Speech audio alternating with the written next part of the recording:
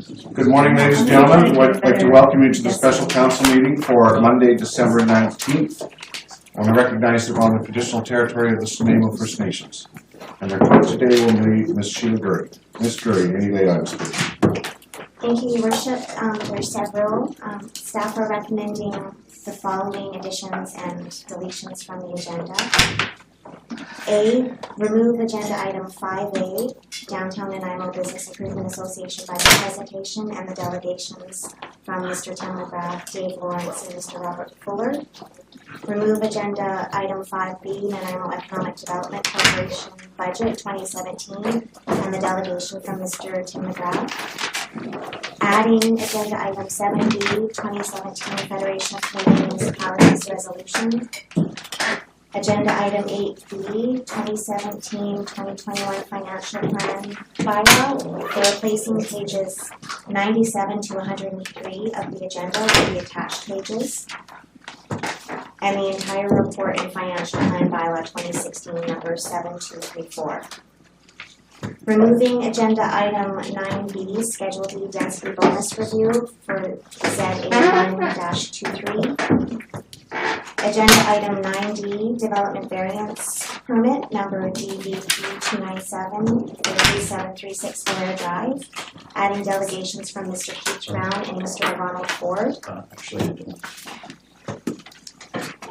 Agenda item 14A, your notice of motion reciting of medical marijuana dispensaries for adding delegations from Mr. Matthew O'Donnell, Mr. Richard Scott, and Mr. Trevor Hashka, and adding agenda section 17 procedural motion that the meeting be closed to the public in order to deal with the agenda items under the community charter.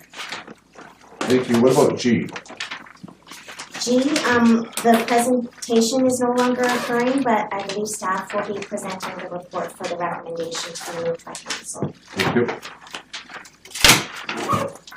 Council, any other late additions?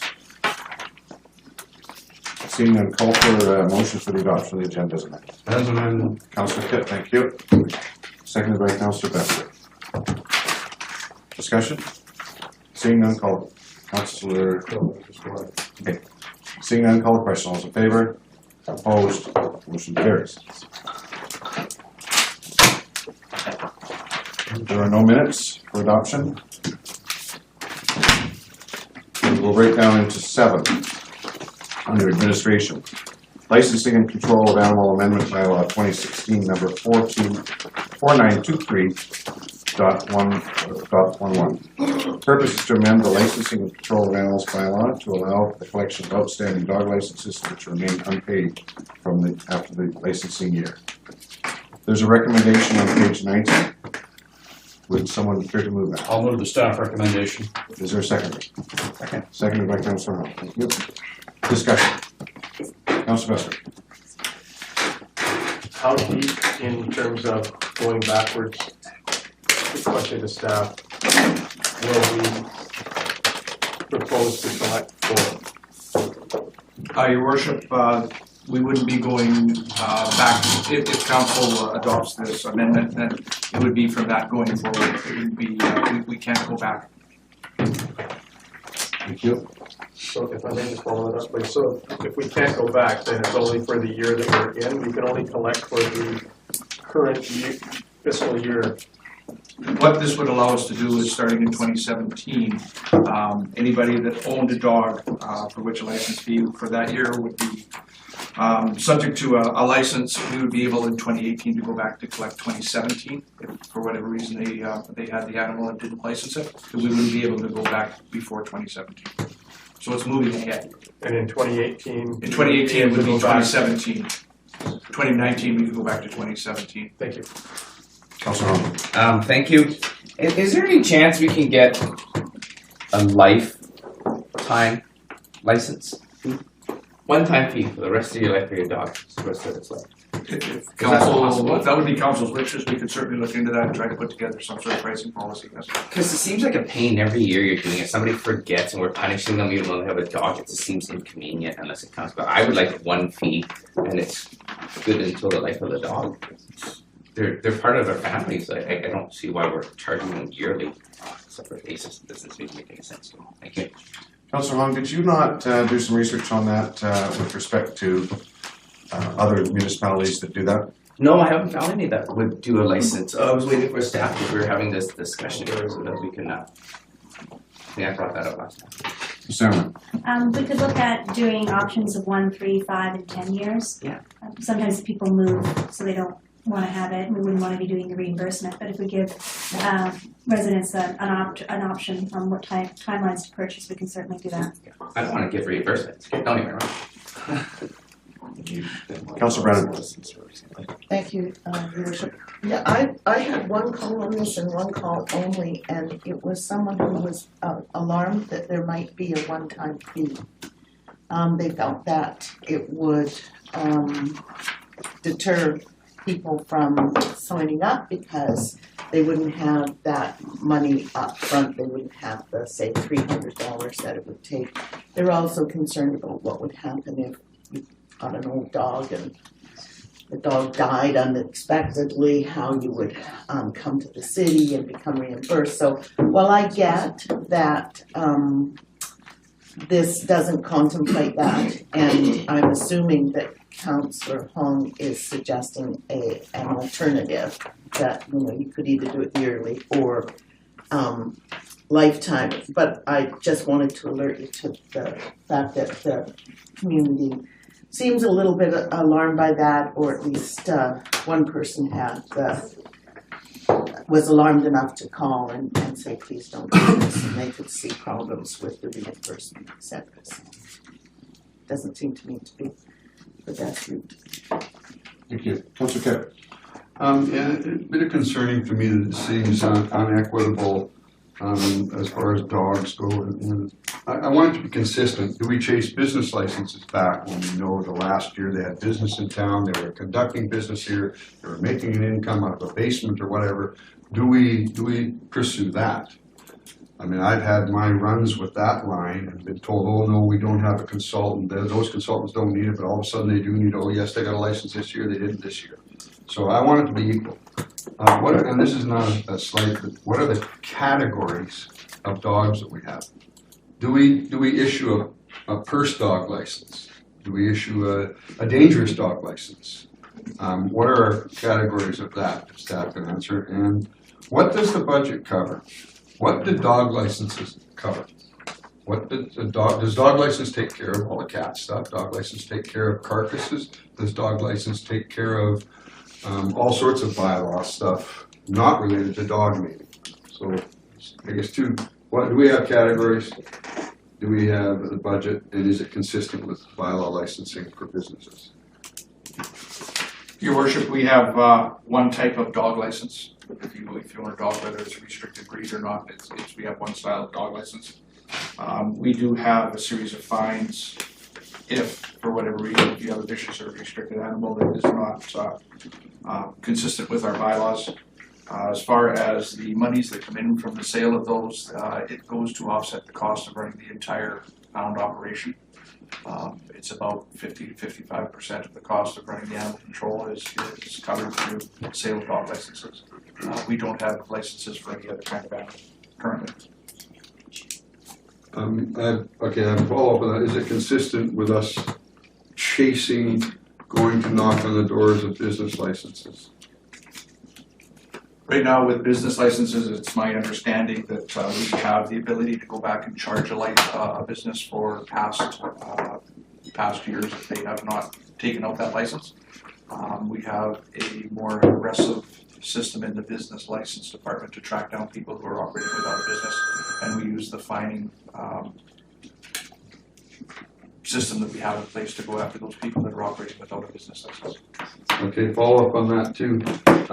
Has staff ever reviewed anybody that has a different type of dog licensing, like say a purse dog versus my 130-pound Rottweiler? We've not done any background study or worship on whether to differentiate between dog breeds. Okay, where does the other 50% come from? If dog license cover 50% of this operation, where does the other 50 come from? It would cover taxation. Taxation. Okay. Yeah.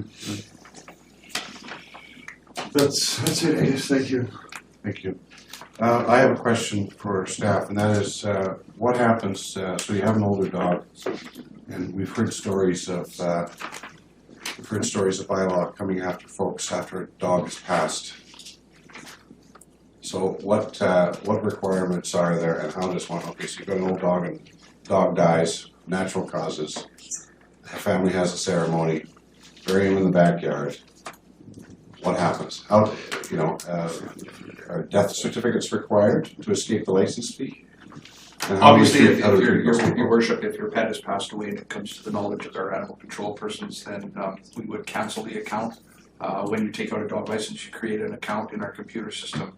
And until such time as you let us know that that dog is no longer residing or no longer alive in the municipality of Nanaimo, we would continue on with that account. In a lot of the cases, the people will let us know that their dog is no longer either A, inside the limits of Nanaimo, or B, if the dog has passed away. We don't chase after people. What we will do is if there is a list of people that have not renewed their dog licenses, our animal control contractors will either through attendance or through a phone call will try to determine whether the dog is still at the residence or whether the dog is still with us. Thank you. I see no further questions. I'd like to move staff's recommendation that council receive report pertaining to licensing and control of animals amendment bylaw 2016. It has been moved. Oh, I'm sorry. Moved and seconded. My apologies. Okay, I'll call a question. All those in favor? Opposed? Motion carries. So now we have a bylaw. And there's a motion that council lift from the table licensing and control animals amendment bylaw 2016 number 4923.11 to provide for the collection of outstanding license fees. I would so move. Move that. Okay. And is there a second? Seconded by Councillor Thorpe. Thank you. Discussion? Seeing none, all those in favor? Opposed? Motion carries. Next one is the motion itself. I believe it's listed on page 92, the licensing and control of animals amendment bylaw 2016 number 4923.11 be amended at second reading by removing the wording previously presented to council on a bylaw amendment front page and replacing it with a new Schedule A. So moved. Moved by Councillor Bestwick and seconded by Councillor Thorpe. Thank you. Discussion? Seeing none, call the question. All those in favor? Opposed? Motion carries. Motion that licensing and control of animals amendment bylaw number 2016 number 4923.11 pass second reading as amended. So Moved by Councillor Bestwick, seconded by Councillor Thorpe. Thank you. Discussion? Seeing none, call the question. All those in favor? Opposed? Motion carries. And a motion that licensing and control of animals amendment bylaw 2016 number 4923.11 pass third reading. So Moved by Councillor Bestwick, seconded by Councillor Thorpe. Thank you. Discussion? Silent. No? Okay. Call the question. All those in favor? Opposed? Motion carries. December. Does council want to give a motion to staff to direct them to look at other options for dog licensing and enforcement of business and dog licensing? There's 150 outstanding reports now. I don't want They're to less than change this one. Okay. Thank you. Wait till January 1st. I say 2 weeks. Thank you. The next item, 2017 Federation of Canadian Municipalities Resolutions, CMN Addendum. The purpose is to present Council's consideration a resolution for the submission to the Federation of Canadian Municipalities for consideration of the 2017 Annual Conference and Trade Show. There's a staff recommendation on page 3, and that is that Council adopt the resolution to change the Nanaimo Port Authority lease rate structure to reflect a fair market value approach. And 2, to direct staff to submit adopted resolution to the Federation of Canadian Municipalities for consideration at the 2017 Annual Conference and Trade Show. Is there a move? Okay, moved by Councillor Hong and seconded by Councillor Yocum. Thank you. Discussion. I wasn't here during the preparation of the FCM motions, and I'm just querying to council if whether or not I wanted to also include a motion on marijuana dispensaries.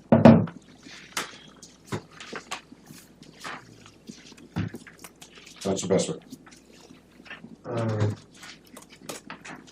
I just personally had to like to deal with this one Okay. that's in front of us right now, and I'm even curious, frankly, about this one. Although given that there's activity that's taken place with the association locally that is appealing to Transport Canada that for something very similar to this.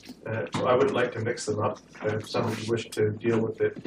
And given the fact that sometime in February, have we not been informed in February the federal government is coming out with some guidelines at least or regulations? So I'm sorry? There's So they're all, recommendations of, so if there's something happening between now and February, or if it's already happened, if it's already happened, I'd like to know exactly what it is. Councillor Pratt, followed by Councillor Yocum. I brought this one forward only because I believe that this is a huge issue for our community. I imagine it is a problem in some other communities as well, although I don't know that for sure.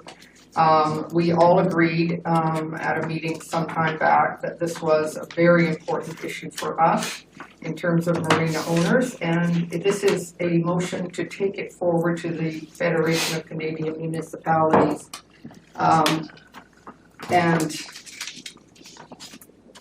I certainly support this recommendation.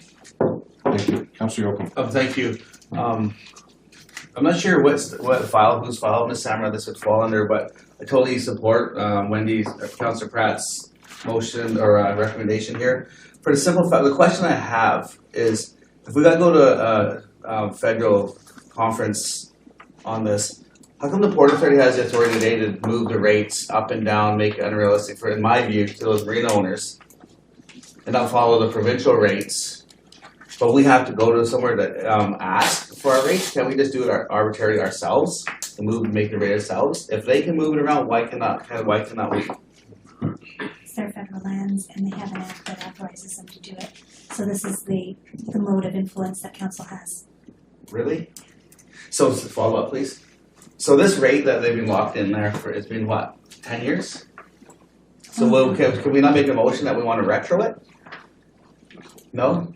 Retro usually fails that law. Okay. Just because my final comment would be absolutely, I think we have to ensure the marine industry along there. It's a big industry and part of our city. They spend money in our city, and the tourists and all that stuff that goes with it. So I think what's happening right now is unacceptable. So I'm really pleased that we're taking this step. Thank you. Thank you. Councillor Foy. Did anybody run this by the Nanaimo Marina Owners Group? Because my understanding is they are looking at a non-profit model as well, rather than anything to do. They're hoping to actually no longer have to deal with the Nanaimo Port Authority.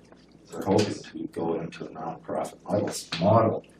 So with this model, they're trying to get that model, because my understanding is that Mr. Siri was in Ottawa last week with regards to this. And this could complicate matters even further if it passes. So did anybody run this by the Nanaimo Marina owners before we brought it to council? That's Samra. My understanding is we have not, but I would offer a few commentaries to essentially wind down or not have the Nanaimo Port Authority. That would require federal legislative action and would be quite a long process to actually occur. It's possible that it could occur, but I think that's a long way down the horizon. A more immediate interim step would be to support the lobby movement for them to adjust their lease rate so that these associations can have some relief sooner rather than later. So I don't see it interfering with their ability to lobby for the other changes. Supplemental then, did they ask us to do this? Did anybody ask them whether they would approve this or whether they would like some feedback on this motion? Were they asked that? Ms. Curry. Anybody know? Yes, thank you, Your Worship. No, I didn't ask them. I'm the one that drafted the resolution, but I did use their wording that they had requested from council when they appeared. At that council meeting, I used the wording in their motions to help draft this resolution. So what they were asking for then is hopefully reflected in this. But they were also asking at the same time to get into the nonprofit model. So, I would prefer this to be clear, because if we go forward with this, and it isn't what they wanted, we're just going counter to what they would want. Is there a huge rush for us to pass this right now? When's the deadline? January 9th. So someone could throw this out to them and say, does this meet your needs? And we can When's the bring first it up. meeting back? January 9th. It's my understanding that this is a direct result of the presentation they made in front of I us. get this as a result of the presentation, but it wasn't clear with them if this was what they were asking. I think we'll miss the deadline for submission because the first council meeting is the same deadline. What I could recommend is that if council go ahead and endorses this, we could consult with them and then perhaps table an amendment to FCM later if they already have this in their possession. Okay. Thank you. Councilor Brown. I would agree with that. Oh, I'm sorry. Sorry, I skipped someone, I'm sorry. Go ahead. Councilor Holland. Thank you. Not to sound harsh, but I don't really care what the marina people say because we're taking this to FCM. This wording can't. Why is FCM going to care about the Nanaimo Port Authority where we should? This should be changed to adopt the resolution to change all port authorities, because this is we're taking this to FCM. They don't care about Nanaimo. I'm sorry. Like this is what AVICC and UBCM is for. When we go to FCM, these are things that affect all of Canada, and what Ms. Amber said last time, all port authorities, the reason why we do this. So when we mention Nanaimo Port Authority, when we're going to up there, if this makes it and people are going to vote, why are people in Saskatchewan going to care about Nanaimo Port Authority? So I think the wording, I think it's a waste going to FCM, but it doesn't hurt. Hopefully it gets it. I think we should be pushing this to AVICC and UBCM, but the wording to justify this as a federal issue, when you actually list Nanaimo Port Authority instead of all federal port authorities, I think we need to look at that, and then we don't really care about asking the Harbor Association because we're trying to bring this all up. I'm sure everybody else has the same issue. So if we care about this issue, and when we bring this to FCM, it shouldn't be on a micro level like that we look at Nanaimo as individuals, but all of the coast as a whole. That's what FCM is for. Thank you. Thank you. Councilor Brown. When I originally brought this forward, it was for UBCM, and then someone suggested it should go to FCM, and nobody disagreed with that.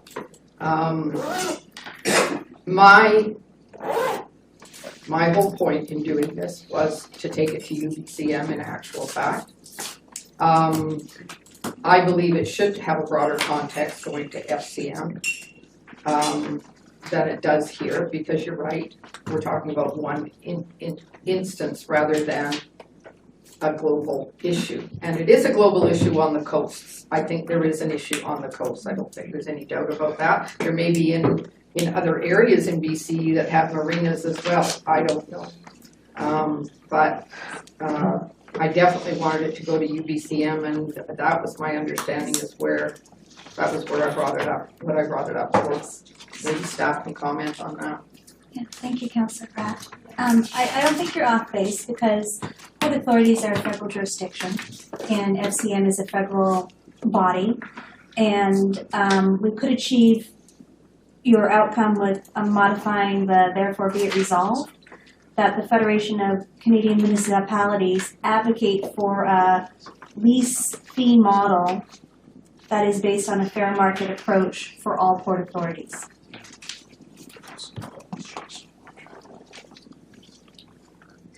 Would you, that would be an amendment. So you'd strike out work with the Nanaimo Port Authority and replace it with advocate for a lease fee model that is based on a fair market approach for all port authorities.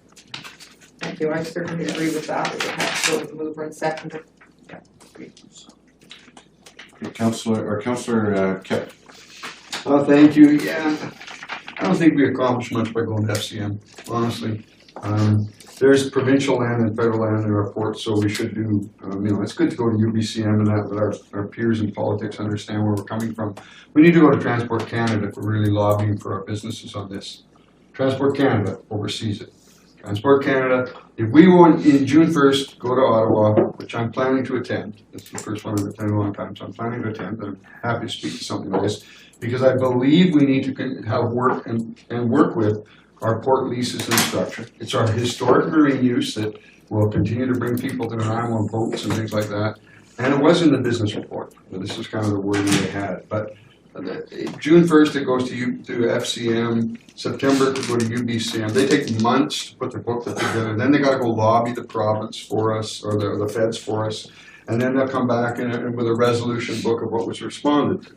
So I think better, if we're going to really lobby, then we go to the province and the feds as Transport Canada, who oversees these, and start to look for that model. And we can ask to push for a model that we believe in. I know we've had our differences with the port over time, but I think we're working better together more than we have. But it doesn't hurt to send it to these organizations, but I don't find that they really are productive sometimes for our motions. There's a lot of very nice motions go through and things like that, but I don't see, what I do see them is they can, if we all vote to get infrastructure funding, then they'll go to the feds for that. But this one, like I agree with Councillor Hong, is that they might not really care about it, even if we say the ports. It'll take a year before this even goes through. Can I get through debate first? First times? First time, but I need to supplement that. Councillor Thorpe. Thanks, Chair. I'll certainly support this. I agree there might be other avenues or proposals that we could put forward to different venues, but I think we should make a start on this and let our position be known. And to follow up on a point that Councillor Hong made, I tend to agree. This is not on behalf of the Marina Association. We would put this forward if we chose to support it because we felt it was best for the city of Nanaimo, not because it was best for any one group, such as the Marina Association. I think it is for the betterment of Nanaimo to advocate for this change, and I think we should get started on doing that right now. So I'll support this. Thank you. Councillor Brennan. Thank you. I support the amendment. It makes sense.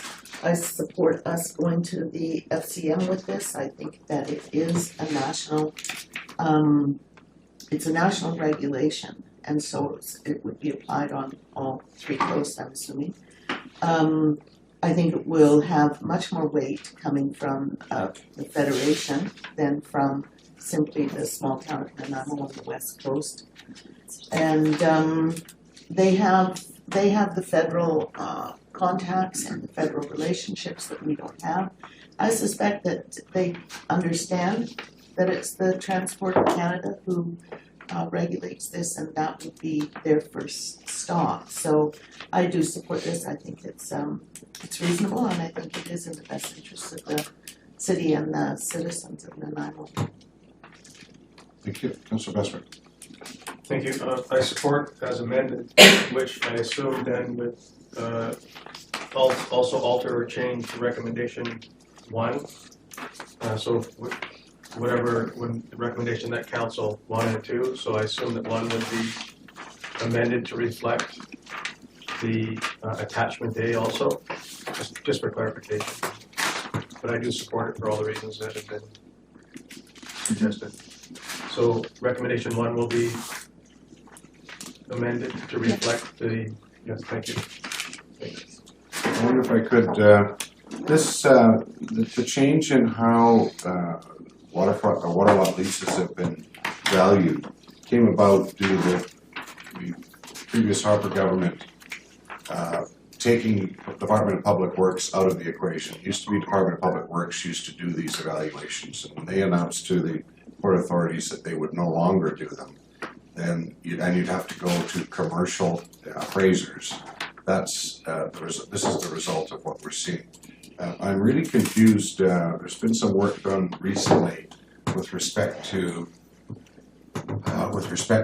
municipal governments, municipal government and their jurisdiction within their city limits. And our city limits carry on out to the limits of the Port Authority. A lot of people don't know that. I'm confused as to why we've got a mixture of federal leases and provincial leases, when it's my understanding that Salish Sea was given to the province by the Crown in the 1800s. So I know there's a lawyer in Victoria that has been working with the town of Ladysmith on this issue, and they've taken over a significant amount of their jurisdiction and their jurisdictional powers with respect to a number of different items, including anchorages and lengths of stay and rates charged and so on and so forth. The other thing is with respect to this making it past the resolutions committee of the FCM, I'm concerned about that. If it's named the Nanaimo Port Authority, I would prefer to have something that says something like adopt the resolution to change the federally governed Port Authority lease rates, rate structure to reflect fair market value. Now, Nanaimo's not the only place that's going to be seeing this. If other port authorities across the country have adopted this, so I want to make sure that this can make it past the resolutions committee. Something as specific as Nanaimo, I don't think it'll make it past the resolutions committee. In any case, so the next one is Councillor Pratt, followed by Councillor Western. I agree with that. I think that's probably another good amendment. I also have another question, but I think I'll hold it until it's to staff, but I think I'll hold it until after we call the question. Thank you. Councillor Yocum. Thank you. I'm not sure I can support the change for the simple fact is adopt a resolution to change, as we say, the Nanaimo Port Authority lease rate structure. Who's to say there isn't fair market value happening around the rest of the country? Because we all know from the conversation we're having, the Port Authority is able to do basically what they want. So right now, they're doing the value on the land up in there about these rates and whatnot. So what if everyone's saying, what if there's port authorities around the country doing this already? So that's a moot point, except not happening in our backyard. So I get that no one around the country is going to care about the Nanaimo Port Authority. Well, I care about what's happening here with Nanaimo Port Authority, and it's just about exposure and advocating. I agree we should go to UVCM, FCM, and all these other ones. Absolutely, I get the point there. And also at the same time, to advocate, Jimmy said Transport Canada. End of the day, they're responsible. That's who O'Day's been meeting, that's who Bernie's been meeting with Transport Canada, so that's who we got to converse with. So I'm just thinking this could bite us. We say fair market value. Well, maybe around the country it is happening, but we know what's not happening in our backyard here. It's sort of the goalposts seem to be moving around quite regularly here in our backyard and our shorefront here. So I don't think these groups are going to do it anyways. It's about exposing the truths, and that's through Transport Canada. These groups aren't going to be able to do it regardless of my views. So I think we name the Nanaimo Port Authority in this, at least to bring awareness that it isn't being done properly. That's my position on that. So I guess my hope would be that we can name them as our example, but because it's happening federally, I want to make sure it gets past the resolutions committee and becomes a federal issue. Ms. Sammer. So I know we're drafting on the fly, which is never great, but No. I'm proposing that the title change that Mayor McKay has advocated for is good. We keep the whereas clauses, but we add in one more that says, whereas it's important for the economies of all different cities, blah, blah, blah, for the port authorities. We add that generic in. And then you have now therefore be it resolved, and you have two motions, the original one and the more broad one. You position the broad one first, and you do the Nanaimo one second. That way you're appealing to all the municipalities, but you're still keeping the fact that this is a Nanaimo issue. And then you'll have that resolution in the package. Then Mayor McKay and the team that goes with him can lobby the FCM to try to get appointments. They're the ones that help set up meetings with Transport Canada and the various federal departments, because they're all going to be there because it's in Ottawa. And it's an ideal opportunity for Nanaimo to go alone or with other municipalities to have that type of meeting. Councillor Bestwick. I think my question was just responded and answered, and that was, what is the amendment that we are going to be asked to vote on? So if there's two if there's two, therefore be it resolves, which I think you just said, and then we're adding one more whereas, then as we're going on the fly, I can deal with that right now, to the basis of my understanding without seeing it in front of me. So I'll be supporting the amendment that includes the additional whereas and additional therefore be it resolved with the change to the first therefore be it resolved. Thank you. If I've got it correct. Ms. Curry? I was just hoping that, as Councillor Yocum was the seconder, if he agrees to this friendly amendment, this new way. If it includes what Tracy was saying, because I just want to make sure of that. So, I only care about what's our people here in the city. I get though the lobbying optics and all the politics around all that. If it includes that, then I'm okay with it.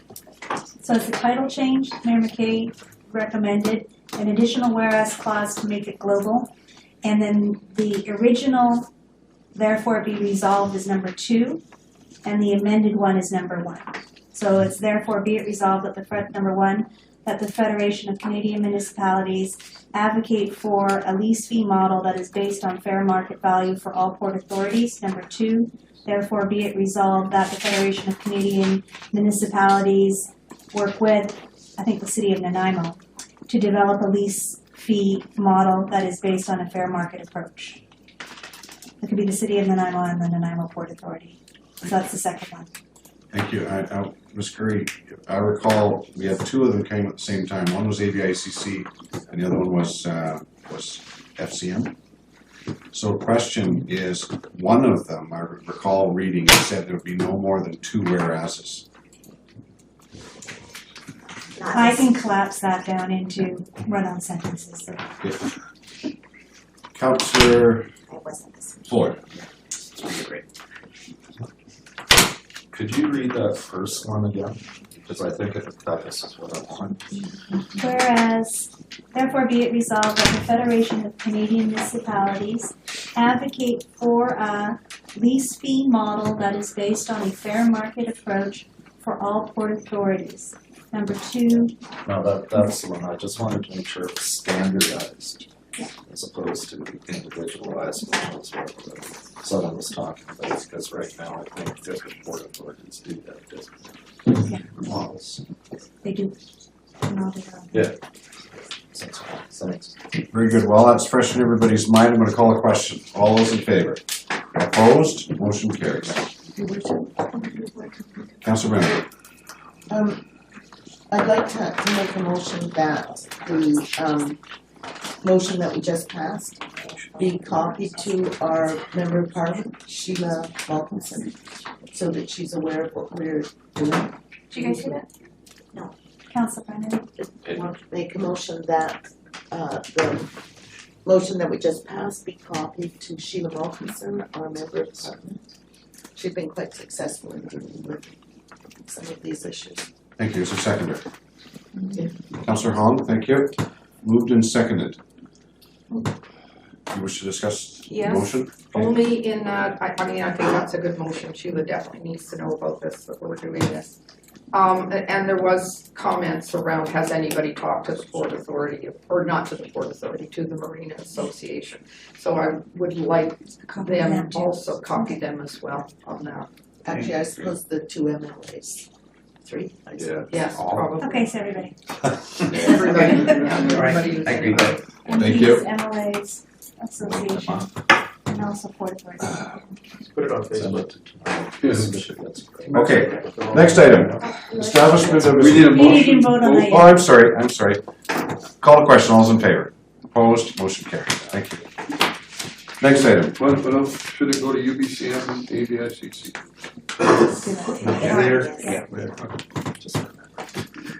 Thank you. Next item, establishment of a strategic infrastructure fund. There is a motion on page 94. And Ms. Duncan will present. If we could, first before we do that, I'll read it out. Adopt the creation of a new strategic infrastructure reserve. Number 2A, approve the transition of annual casino revenues from general revenues to the new strategic infrastructure fund. This transition will be fully implemented in 2020. And B, Approve the transition of annual Fortis revenues from general revenues to the new strategic infrastructure reserve. This transition will be fully implemented in 2017. Can we have a mover and a seconder to get it on the table? Moved by Councillor Bestwick, seconded by Councillor Hone. Thank you. Stop. As the report says, the city has reserves to support long-term planning. They're really important for that. They help minimize impact on property tax increases. We have several reserves set up for asset renewal, the general, the sewer, and the water, as well as equipment and fleet. We have several reserves as contingency reserves. One of them is the RCMP reserve, another one is for property taxes to help protect us if a major landowner doesn't pay their property taxes. The establishment of a strategic infrastructure reserve would help provide that long-term funding strategy for council initiatives, which we don't have right now. So as the recommendation outlines, probably if you have any questions. I would supplement that with, it's consistent with the core services review recommendations in terms of our asset management long-term. So by identifying a particular funding source for the asset management, it's beneficial for the community. And I suppose from a political perspective, we have revenue streams that simply go into the general fund. By identifying revenue streams and guaranteeing that they're going to be used in a particular manner over the long run, you're able to show and demonstrate to the taxation base that revenue streams are being used and targeted specifically for infrastructure and asset management over the long term, which allows you to, in turn, not necessarily make increases to your property taxation from year to year.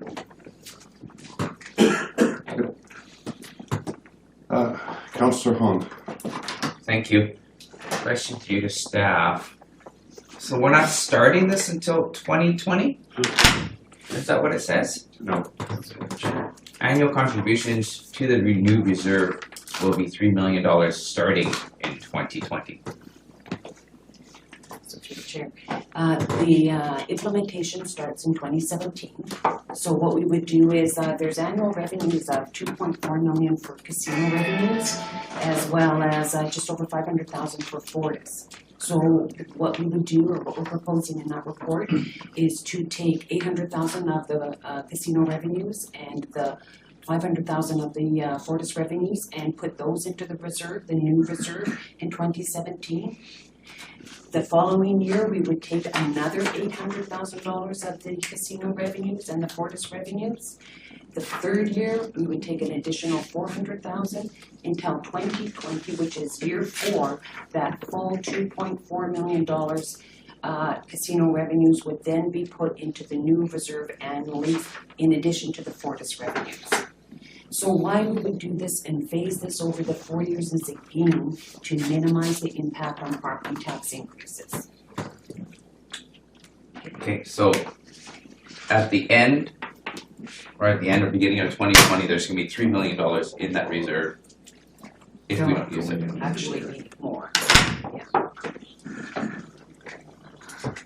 Yeah, I'm just confused on that one bullet says annual contributions to the reserves will be $3 million starting in 20. So in 2020, all of that money is. So in 2017, the contribution will be 1.3 million. Okay, could have outlined that a little better. 2017, it'll be 1.3 million. In 2018, it will be just over 2 million. In 2019, it will be 2.4, and then in 2020, it'll be the $3 million. And maybe even at this time, because I know we got a number of emails in with questions about worry over the fact that the service level and contract value of the RCMP contract would be lowered. That's not the case.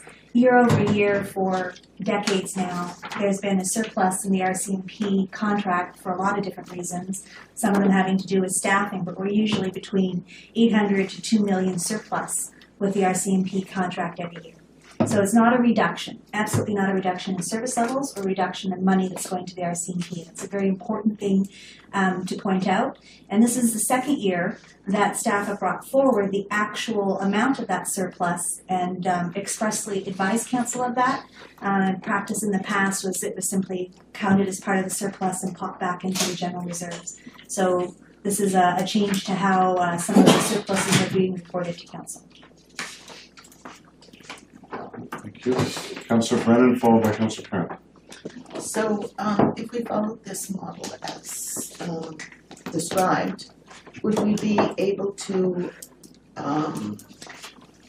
move those monies from the RCMP surplus into the strategic initiatives and still add RCMP and still increase the service? Yes. Because certainly they've been asking us. That's not what's in the motion here today. RCMP is not mentioned.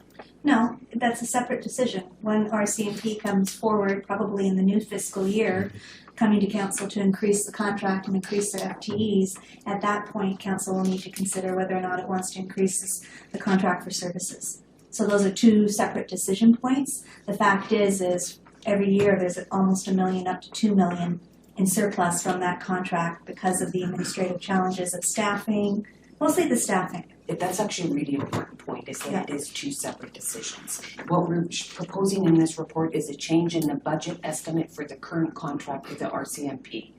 If the RCMP come forward and council approves increases, that will be taken care of at that point. And it will have an impact on property tax whenever that's dealt with. Okay, Two so different that, decisions. yes, two different decisions. Yes. But I am interested in the outcomes of those two different decisions. And the second decision, if we wanted to increase the level of RCMP service, we would not be putting the same amount of money into the infrastructure fund. Totally different, Okay. I'm sorry, through the chair. Totally different. This would be a standalone process where these casino revenues and the bonus revenues are put into that reserve totally Yes. standalone. Yeah. How we are proposing, and why the RCMP contract is even mentioned in this is because it is a strategy in year one to minimize the impact of that change. Okay. That's the only reason. Okay, so you would move money out of what we had planned for the RCMP excuse me, thanks.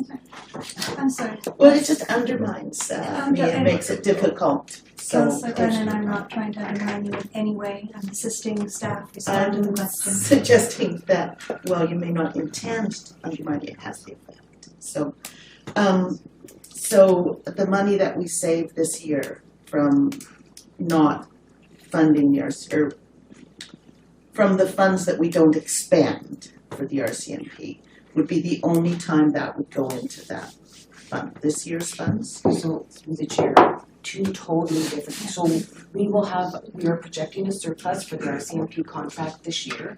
We will bring forward a proposal to council or a recommendation to council about how that surplus is dealt with. We will have surpluses in other areas as well, not just RCMP. We have additional revenues in building permits. So that's part of that picture. This reserve is standalone. Second question? If we can take the RCMP out of this conversation now, Okay. that'd be great. Second question is, when I was at the Bevan Park consultation with the community about the multiplex, I talked to Mr. Lima about what is how you determine when you have to go to a referendum. And he said that there's a mathematical equation that the law provides that you work out, and once you have figured that out, you look at your debt or your debt servicing, and it will then tell you whether you need to go to a referendum to borrow an amount of money. Is that wrong? Sure thing. I think we've gone way off the track here.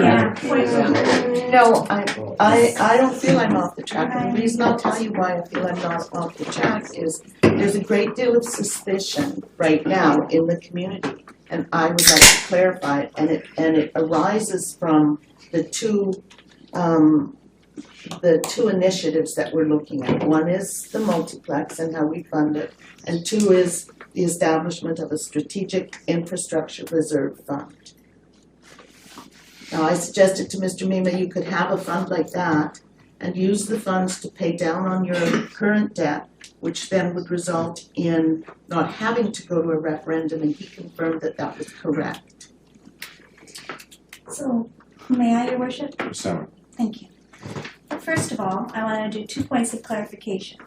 There is no proposal from staff to cut anything from the existing contract for services with the RCMP. So I'm just making sure because there's some confusion there, and if I may, I have the floor. I'd like to be able to answer the questions. There'll be no cuts to the RCMP contract for services. So I want to make that perfectly clear. 2, later on today, at the in-camera and the open, process will be gone through with council for the event center. And the purpose of this report is not to circumvent the lawful requirement of a referendum, should council make the decision to fund the building of an event center. There will and there must be, by law, a referendum. So any suspicion that this report and the creation of an infrastructure fund, an infrastructure reserve fund that may build walkways to Departure Bay, that may build bridges, that may build playgrounds, that may build all the different projects that you've identified on your strategic plan update is absolutely separate and distinct from building of the event center. There is nothing here and in this report or recommendation from staff to circumvent the lawful process and application of the community charter of the local government act. Thank you. So next is Councillor Pratt. This is a question to staff, and it is in regard to this particular fund being set up. One of the things I think that you mentioned was that it will reduce the impact of property tax increases. Am I wrong in my assumption that the creation of this reserve fund this year directly impacts an increase in property taxes? In year one, it doesn't have an impact on property taxes because we've made that change to the RCMP contract estimate. And that lowers our draw on general revenues to offset that change from general revenues to the reserves for the casino revenues and Fortis revenues. So thank you for that. So what is impacting that 2% increase then, if it is not the removal of these funds from other areas? So it's actually 1.5% now, and in the next report you'll Okay. get that. So the number one thing is, of course, the 1% increase in asset management. Absolutely. So we're back to that. Yes, absolutely. Okay. Thank you. Maybe explain year 2. Year 2. So years 2 to 4, which is where we complete that transition of the casino revenues, yes, it does have an impact on property tax increases until it's fully implemented. Once it's fully implemented, that transition in 2020, then no more impact on property taxes. And then you do have that reserve that council can use, we can use to fund strategic initiatives. Thank you. So that's my first point. I appreciate that. The second piece is, I know we had a discussion in our Finance and Audit Committee around moving Fortis funds to this particular fund. I just want to state I'm not in favor of that because I do believe that those funds are for something quite specific, and it has to do with how expensive it is for us to dig up our roads when we have to do repairs to Fortis equipment, whatever it is that is happening there. And I do think it should be used to offset that and not for this. So I'm not in favor of that. And as for the annual casino revenues, I do believe they should definitely be going into a separate account. I have no problem with that piece of it. Because I think that is special money that really needs to be targeted at capital, special projects that we are planning. So I don't have any problem with that. So I guess my one comment would be that I would like to have the recommendations voted on. Syria, All three recommendations, Sariana? yeah, please. House Council, that. How many recommendations are there? 3.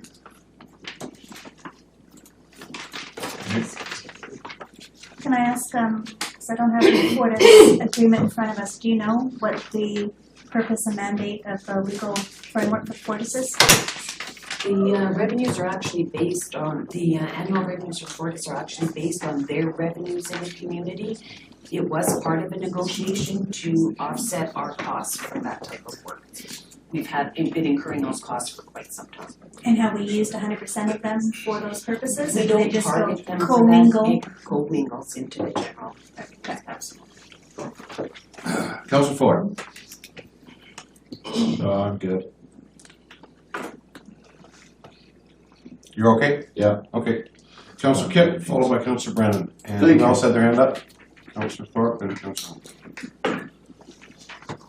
Well, there's lots of conspiracy and undermining designs going on in the community for almost everything we do because people have opinions, and that's okay. Fortis's money was a service access fee developed, and we only started really getting money thanks to someone like Mr. Corbin fighting for a long time on gas taxes. And I don't know how much we do incur, because if we have our engineers on the road and Fortis is digging up our roads, they should be fixing it and repairing it to the standard that we have.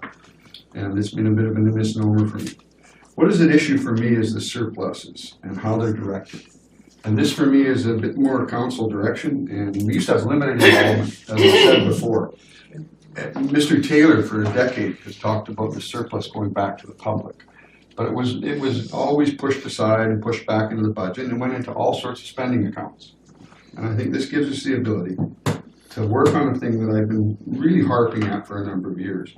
And that's our $2 billion worth of assets, or $1.5 billion, or even if it's $1 billion, $1,000 million worth of assets on that map, or that map there for Parksnet. And if we look at a 60-year life cycle, we have to pull that money back into our community, and we have to save. And if at 30 years, if it's $1 billion worth of assets we have to repair, then it's $500 million for 30 years. And if you put $250 million aside in a 15-year cycle to maintain your assets, this starts to give us better asset management. The RCMP have been overcharging us for a long time and leaves a surplus, quite a lot of money. A lot of our organizations and in parts of here have had surpluses, and the money doesn't always go into the things it's supposed to be in. So this gives council some control over asset management, starts to build that fund that we are way behind it. I believe the 1% never was enough, the 1%, because we're wearing stuff out a lot quicker than we thought. And man, I hope we don't have to deal with it all at once. And I hope we get to deal with it over its time. Funds like this, are important. And the fear of this event center should not enter into every decision we make right now. I'm not after any votes. I never have been. Care less what people think of how I think. But for me, sitting at this table, assets are important. Asset management important. Knowing where our surpluses go. I mean, we sit at levels of government where the money is finished paying on the item, we want to keep that taxes for spending. And that's why I think this is important, directing our spending appropriately. So I'm in support of the motion. Thank you. Councillor Brennan. Yeah, I'm like Councillor Pratt, I have some concerns about the Fortis money. I think it was intended for another purpose. And I think it was specifically lobbied for quite some time for those purposes, and I would not like to see it moved until we've had a much more thorough look at those funds and how they're used. The casino money, I think having it assist us with some facility development if that's what we want, if that's consistent with our strategic goals. But before we put that much of the casino money in there, I would like to have another look at the social programs, the money that we slide out for social programs. Because it's $90,000, give or take, I think, and it has been for a very, very long time. I don't think, and you can correct me, Ms. Duncan, if I'm wrong on that, it hasn't been increased, has it? I would have to confirm that, Councillor Brown. I know that the social planning committee has been expending a similar amount of money for several years. One important thing to remember is that contribution to that housing legacy reserve, it's very healthy, so you have opportunities there. So for that reason, I would also like to look at the casino money and see if we can put it into other things beyond the strategic initiative or infrastructure reserve.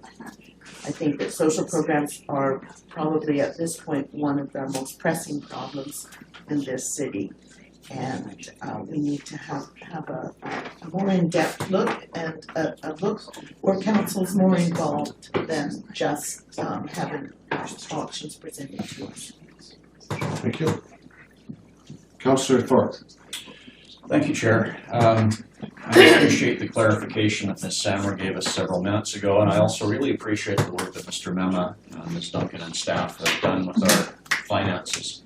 I do have some concerns about this proposal, and part of it stems from the fact that it's called a Strategic Infrastructure Reserve. I feel we've done a pretty good job over the years of trying to stay ahead of the curve with infrastructure with our 1%. And at first glance, I think, well, it's pretty hard not to support putting more money aside for infrastructure. We know we're going to need that. But then I see this can provide funding for strategic capital projects, can provide funding for debt reduction, can provide funding for council initiatives. So it's not entirely, in my mind, for infrastructure reserve. And that causes me some hesitation. Maybe in a minute, Ms. Duncan or Ms. Duncan can clarify that. I personally feel that reserves or surpluses in a certain area should be maintained for that area. And Fortis is one example. I would prefer to see those reserves maintained for earmarked for that particular need. And RCMP, I know it won't result in any lowering of service levels, but correct me if I'm wrong, a year ago, when we wished to add 2 RCMP members, the only reason we were able to do that without affecting property taxes was by using the reserve that we did have in the RCMP. That surplus paid for those extra officers. And I think that was entirely appropriate. So I guess to me, I understand the need for infrastructure reserve. I would still feel more comfortable if monies were maintained for certain specific areas, and if there's surplus that's carried over, then fine, because eventually we're going to need it in those areas. I think that about sums up my position. Thank you. Thank you. Councillor Hong. Thank you. I do support the motion the way it sits because I don't really have a problem with it. The last council did a great job. Well, as Councillor Kipp said, not as good as now, but the 1% asset management that they put forward for 5 years was good planning for the future council, us. And I think if we can do this in 2020, the future council is going to have money to do something. Like right now, when we picked our 5 strategic priorities, Bevan, number 1, Port Drive, Multiplex, Walkway, Georgia Avenue, we don't have any money.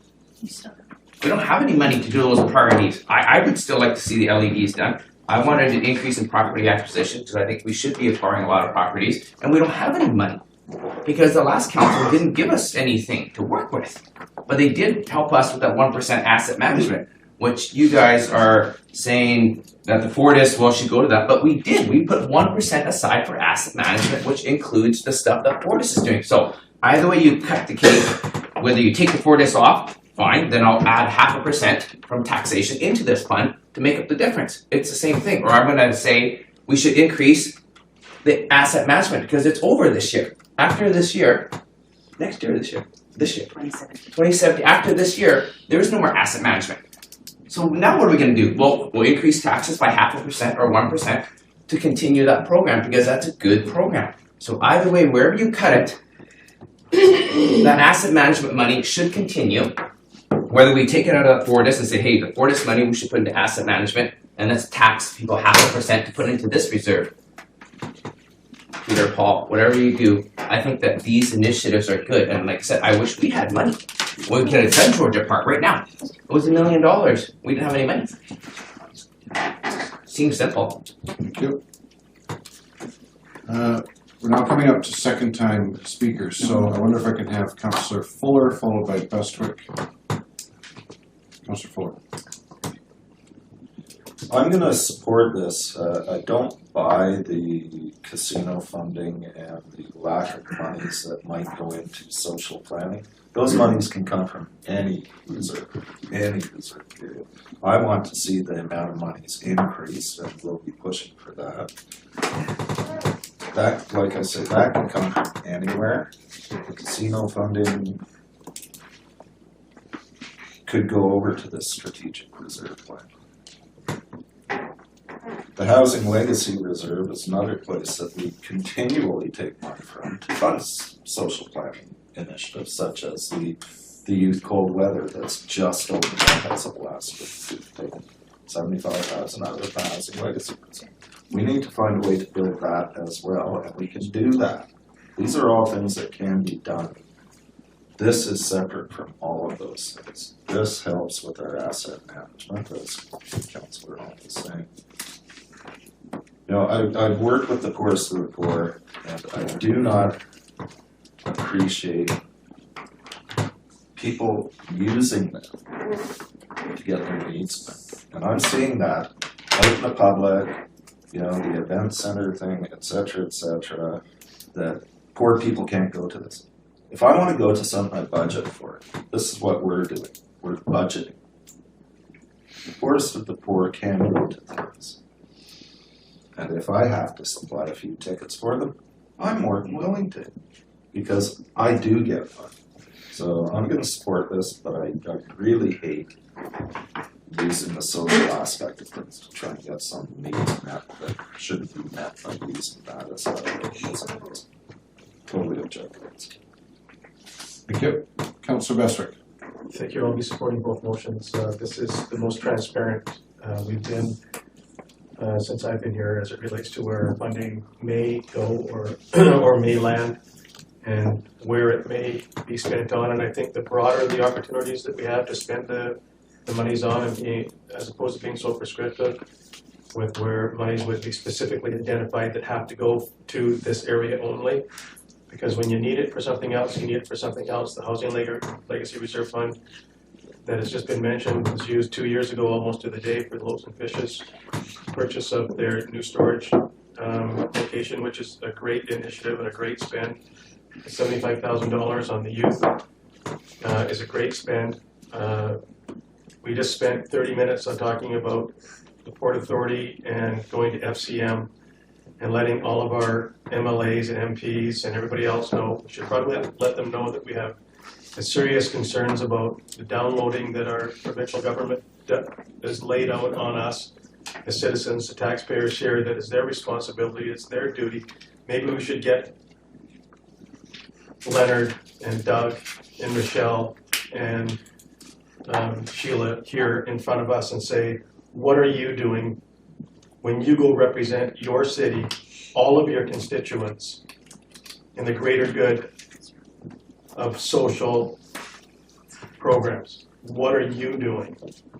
So I'd like to bring them here to have that conversation.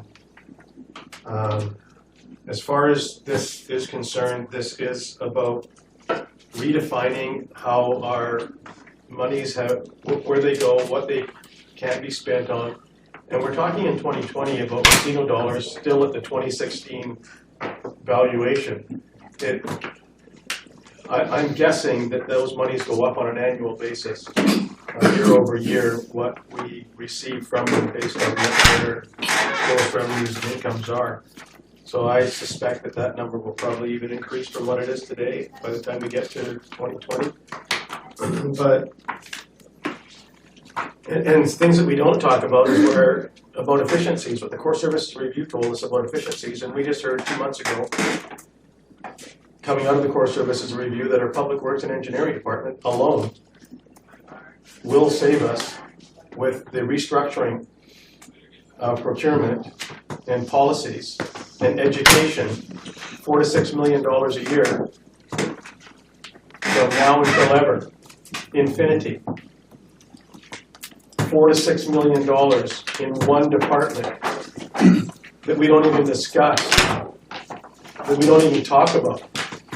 So if we wish to advance our city to reach some of its potential, we need to start identifying areas in which we can invest in ourselves.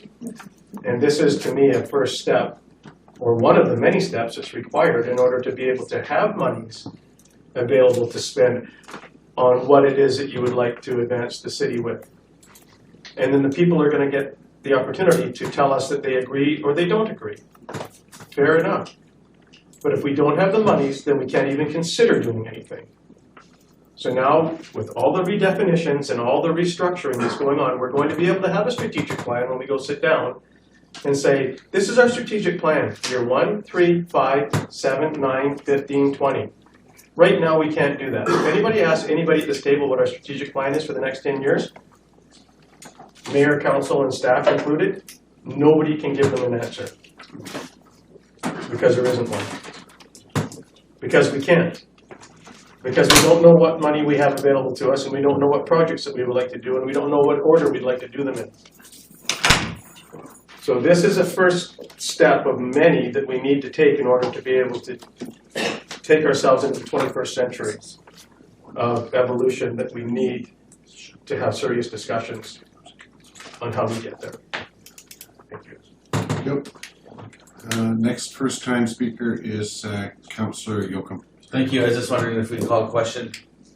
There's other speakers. Okay, well then I'm gonna throw my 2 cents in. Then is because I remember when we started this term, when we started this term.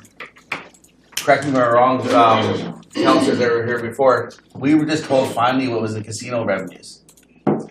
Is that, if I recall right, we weren't sure what it was 2.3 or whatever it was. So that's just news to this conversation. So also, I want to be cautious. I work in the nonprofit social issue world and do it personally. Not one of those soapbox social issues because it sounds good. Actually in the trenches doing work on my own genes and making things happen. I don't know if there's any other groups in here besides my group, my initiative led to help lead with the city this homeless shelter. So so people that are gonna say they're the social issue experts, start bringing something to the table. Instead of saying them talking about these social issue experts. So I want to share that. Because I hear see a lot of grandstand now, but don't actually see anyone actually contributing. So nevertheless, we also be careful of offloading. Everything, that 75K was a provincial jurisdiction. I'm happy that my agency is able to help out with the city. But nevertheless, we gotta be cautious because our 3 MLAs, really, I don't have any too active in this table. Doug Routley fought pretty good for the Calgary Dams. Otherwise, I haven't heard anything from Leonard Clark except taking a few shots at a few best we can via emails. So I just want to, I don't care if anything on conflict, I'm just telling it how it is and being real here. So let's start, these people got to start fighting for the city and not worry about us and start advocating for the city if they're going to do their jobs well. If they're going to critique me and my job, well, I'm going to give it back and start doing their job. This homeless shelter is everyone's issue, but it's led by the province. So I'm worried about everyone offloading. Offload. It's the name of the game, and we'll do the best we can. But I just want to be cautious. I'm really pleased with this. It's money there. We can move money around, and it's a great fund. Thank you. Yep. I would. There are 2 second-time speakers, but there seems to be a desire to get to the question. I'd like to speak on this item. Ms. Duncan, question: what is the annual payment for NAC, the Nanaimo Aquatic Center? Because that'll come due in 2020. For the debt payment, I think Yes. it's about $450,000. Okay, so that's about a half a point. Yes, it is. So that's a half a point, we've got a little bit of way over. That's why you notice in that projected, the 5 years, in year 5, it's quite low. Okay, thank you. I just wanted to say that I'm in support of the Strategic Infrastructure Reserve Fund for strategic infrastructure.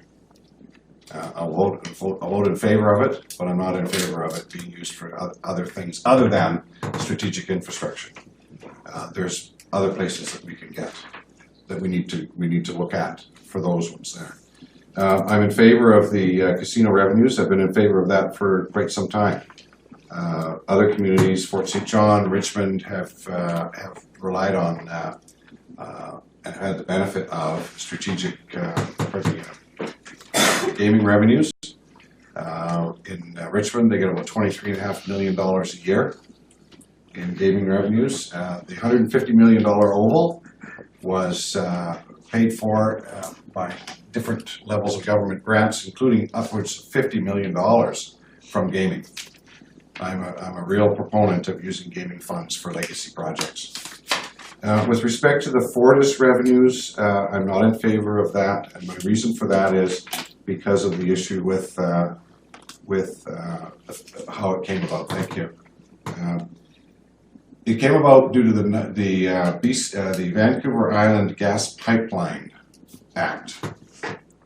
1989, when gas was coming to Vancouver Island, in order for it to come, all the communities on Vancouver Island had to agree to forego franchise fees. And in 2003 was the last year that Nanaimo got franchise fees. Franchise fees were paid because we had a propane utility. But after 2003, it was no longer acceptable for any community to charge a franchise fee. I'll quote former Mayor Corpin when he's in one of his statements when he says, "You and your fellow citizens continue to subsidize the gas company for something that has long been paid for.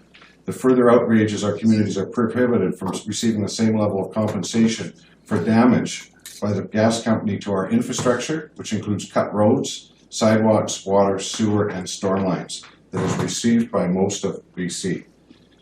Essentially, our poor citizens who will never benefit are subsidizing the richest in a private company.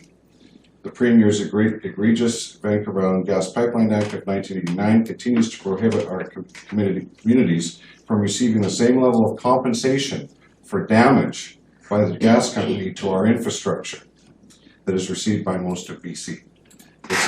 I view it as I've been told that it is. It's a compensation for the damage to infrastructure.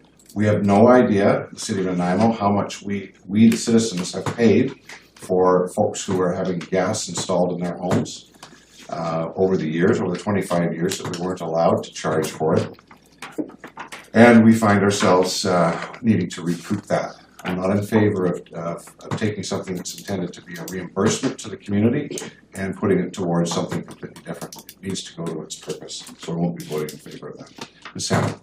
Just was going to point out, and not to disagree with any of your personal opinions of it, Mr. Mema and Ms. Duncan wouldn't recommend using net funds if we were prohibited by law or there was any risk to the city or exposure in the activities of Fortis. And I wouldn't suggest for one moment they would. I just believe it should be used for the purpose it was intended. Nanaimo was quite low in our franchise fees at about $500,000 a year, I believe it is, simply because it's based on not the size of the community, but the number of gas users. So we are, in comparison to places like Penticton and Kelowna, we're going to see significantly less because we have significantly less users. Nevertheless, we still suffer infrastructure damage that needs to be repaired. All right, Council, I've got two speakers that wish to speak twice or for the second time, or would you prefer to call a question? Call a question? I would like to ask some questions. Would like to ask a couple of questions. Okay. Councillor Peck, you're first up, followed by Councillor Kemp. I am? Yes. Thank you. I just wanted to ask Ms. Duncan, the funds that are being put into this reserve, how will they be made up? In other words, we're taking a big chunk of money that we've always depended on, and now we're moving it into a different place. And so I'm just asking, how will that be made up? So in year one, in 2017, a big piece of that is being made up for that by that reduction in the budget estimate for the RCMP. In a reduction of the RCMP, okay? Budget estimate. All right. My second question is, I have an observation and then I have a question. I have been told by someone from Richmond just yesterday that their casino revenue has gone from 23 million to 18 million this year. That's a big drop. Are we experiencing the same kind of drop? So, through the chair, it has been pretty flat. It has been a bit higher, it has dropped down a bit, not very much, and now it's been pretty flat for probably the last few years. Okay, so we're not experiencing a drop. We may this next year, but. And we may. Yeah, and we may, but invest we may money in not. the reserve. Yeah. So my other question is, why did we not just look at that money and bring it into the reserve to bring in what we wanted, rather than confusing it with the gas tax? So I think when the city receives a new revenue stream, it's always an opportunity to look at it and go, how do we want to deal with this? What's the best choice to deal with? When the Fortis revenues came in, it actually was enabled property tax increase to be quite low in that year. I can't remember if it was last year or the year before. So last year we had 0%, the year before was 1%. So that's what that enabled to do. Okay, so, but that is whenever you have a new income stream, a revenue stream, and if we are allowed to, there's no other regulatory requirements that we have to include it or spend it in a certain way, that is an opportunity for council to look at how they want to allocate it. So the 0.5% increase in taxes, is that 500,000? Yes, it's $1 million equals about, just under $1 million equals 1%. Yeah. Thank you. It's easy. Thank you. Yeah. Thank you, Councilor Kett. Thank you. Fortis is getting off. If I'm a contractor and I go and tear up the curb, I have to repair it to the standard. I don't just pay some retainer to have the city crew work on my property on my behalf. I have to fix this stuff. So this deal has worked out pretty well. Corporate may be right on part of the corporation, but we're funding it. And I'm disappointed we don't have statistical information or a report that says where the money went. So I heard a thing about, well, this reserves, if we cut that. I don't think councillors, some of them understand from the last questions I heard about this over budgeting of the RCMP.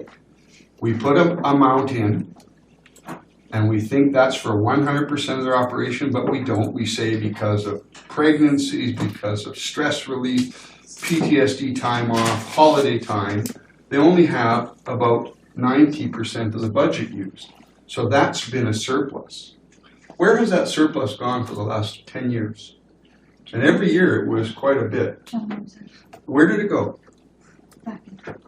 Back into the pot. What was it spent on? Can you tell me? So. You don't have to answer, Deborah. Well, Can you? Okay. Please answer. Where did it go? So I better be able to. Yeah, I know. It does go into it. There is a variety of things that annual surpluses are used for, and they have been very helpful. One thing was we put it into the RCMP contingency reserve when it was identified we may have a contract liability. Okay, it ended up that was resolved and we didn't have that liability, so it still sits there in that contingency. Last year, as an example, we did two great things. We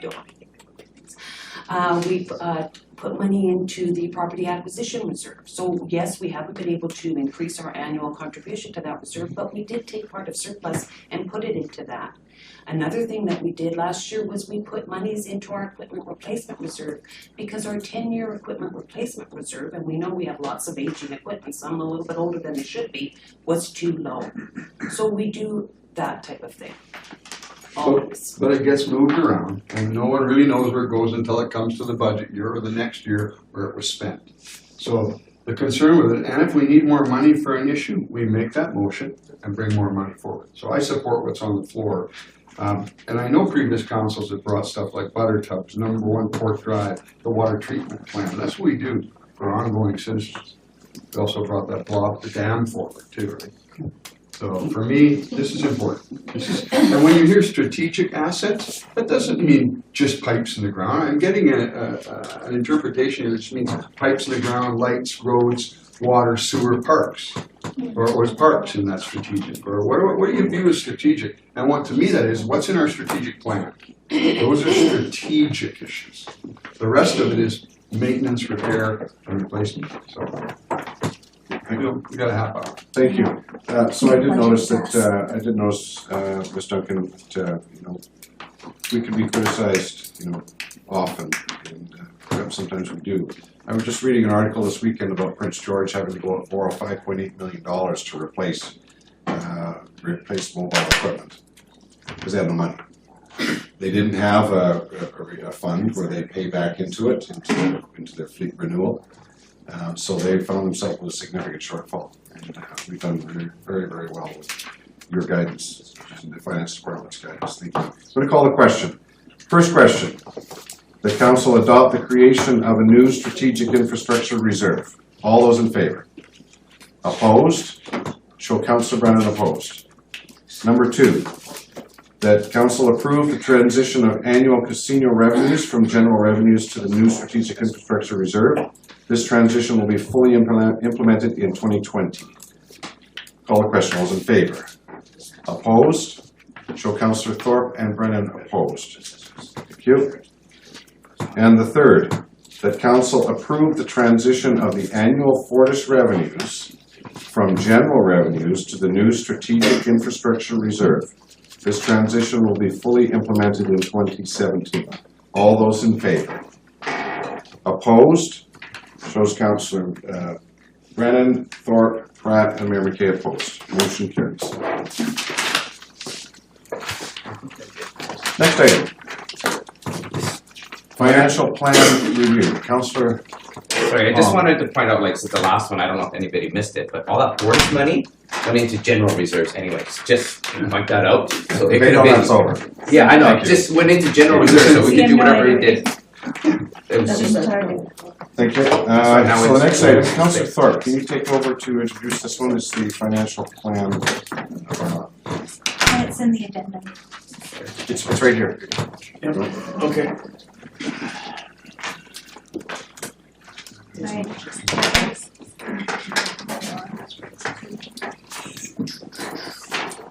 So we're on item 8B, 2017 to 2021 financial plan bylaw, and it is in the addendum. Staff recommendation, the council receive for information the report pertaining to the financial plan bylaw 2016 number 7234.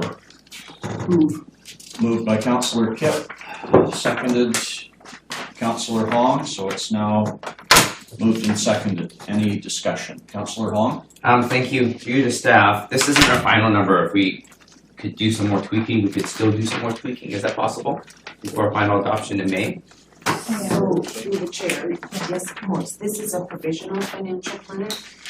We have in the past often adopted provisional plans in December so that staff can get to work in early January on projects and programs. Definitely we have changes in estimates. We will get changes in council decisions. They will be reflected in that final one that must be adopted by May 15th. Perfect. Usually there is little change in the property tax projection between provisional. Thank you. Thank you. Councillor Bestwick? Thank you, through the chair to staff. So this is for information, or is this leading to first, second, and third reading? It's for adopting the provisional budget, so you have it set by fiscal year end. And then So- you're able to amend it in the new year, any amount of times up until May. So then we are being asked to do third reading today? Or not? Yes, with the amendments. So this green sheet is to receive the financial plan bylaw 7234 for information. So are we then going to be asked to go back to our white sheets and do 8B 27 to 21 financial plan bylaw because 7234 is the same on the green sheets as it is on the white sheets. The difference on the green sheets is there's no ask for first, second, and third reading. It's an update because the taxation rate has dropped from 2 to 1.5 due to some budget decisions made last week. Okay, So yes, you're gonna go back to your white sheets and you're gonna do the bylaw adoption. Ms. Gurry? Thank you, Chair. The green sheets reflect the new report, and the new bylaw is actually attached on the green sheets as well for reading. The report that covers the bylaw 3 readings is always for information only. You know, the wording is crazy, but that's just the way we do the reports. And then the bylaw for the 3 readings is accompanying on the green sheets because there was changes made to the numbers. And Ms. Duncan provided a new report for the event.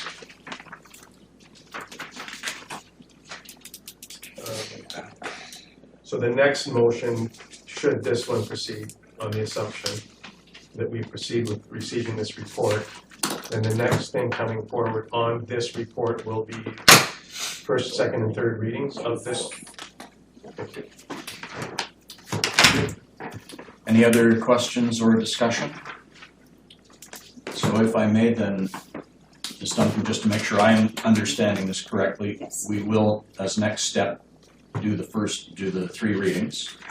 But should there be changes to the budget from this point on, those could still be accommodated, and then we would redo the bylaws again? Is that how it would work? Absolutely, absolutely. Then we do the final bylaw that must be done by May 15th. It goes with the property tax bylaw that sets the property taxes for 2017.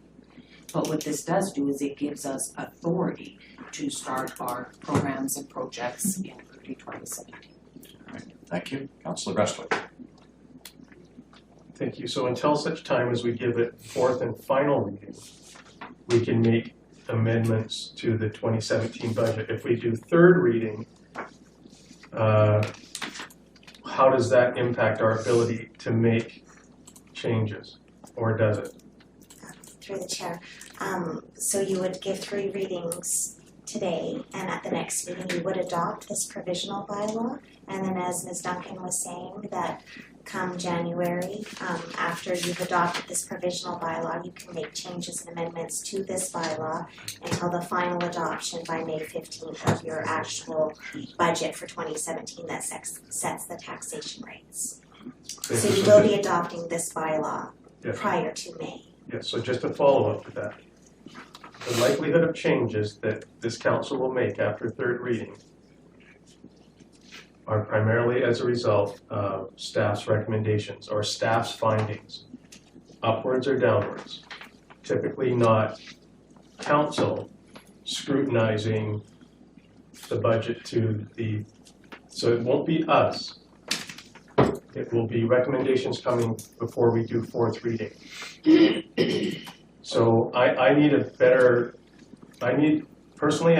clarification and understanding of sometime in 2017 when we would give final adoption, or staff would suspect that we would be giving final adoption to the provisional that we're passing 3rd reading of, assuming that we're going to pass 3rd reading of today. Samra. So we're gonna follow the same process that we did last year. Last year you adopted the provisional budget in December. And you're right, staff could drive adjustments to the budget if need be between now and adopting it for the final, if there's something that comes up. Or if council decides it wants to do something different and it wants to amend the budget.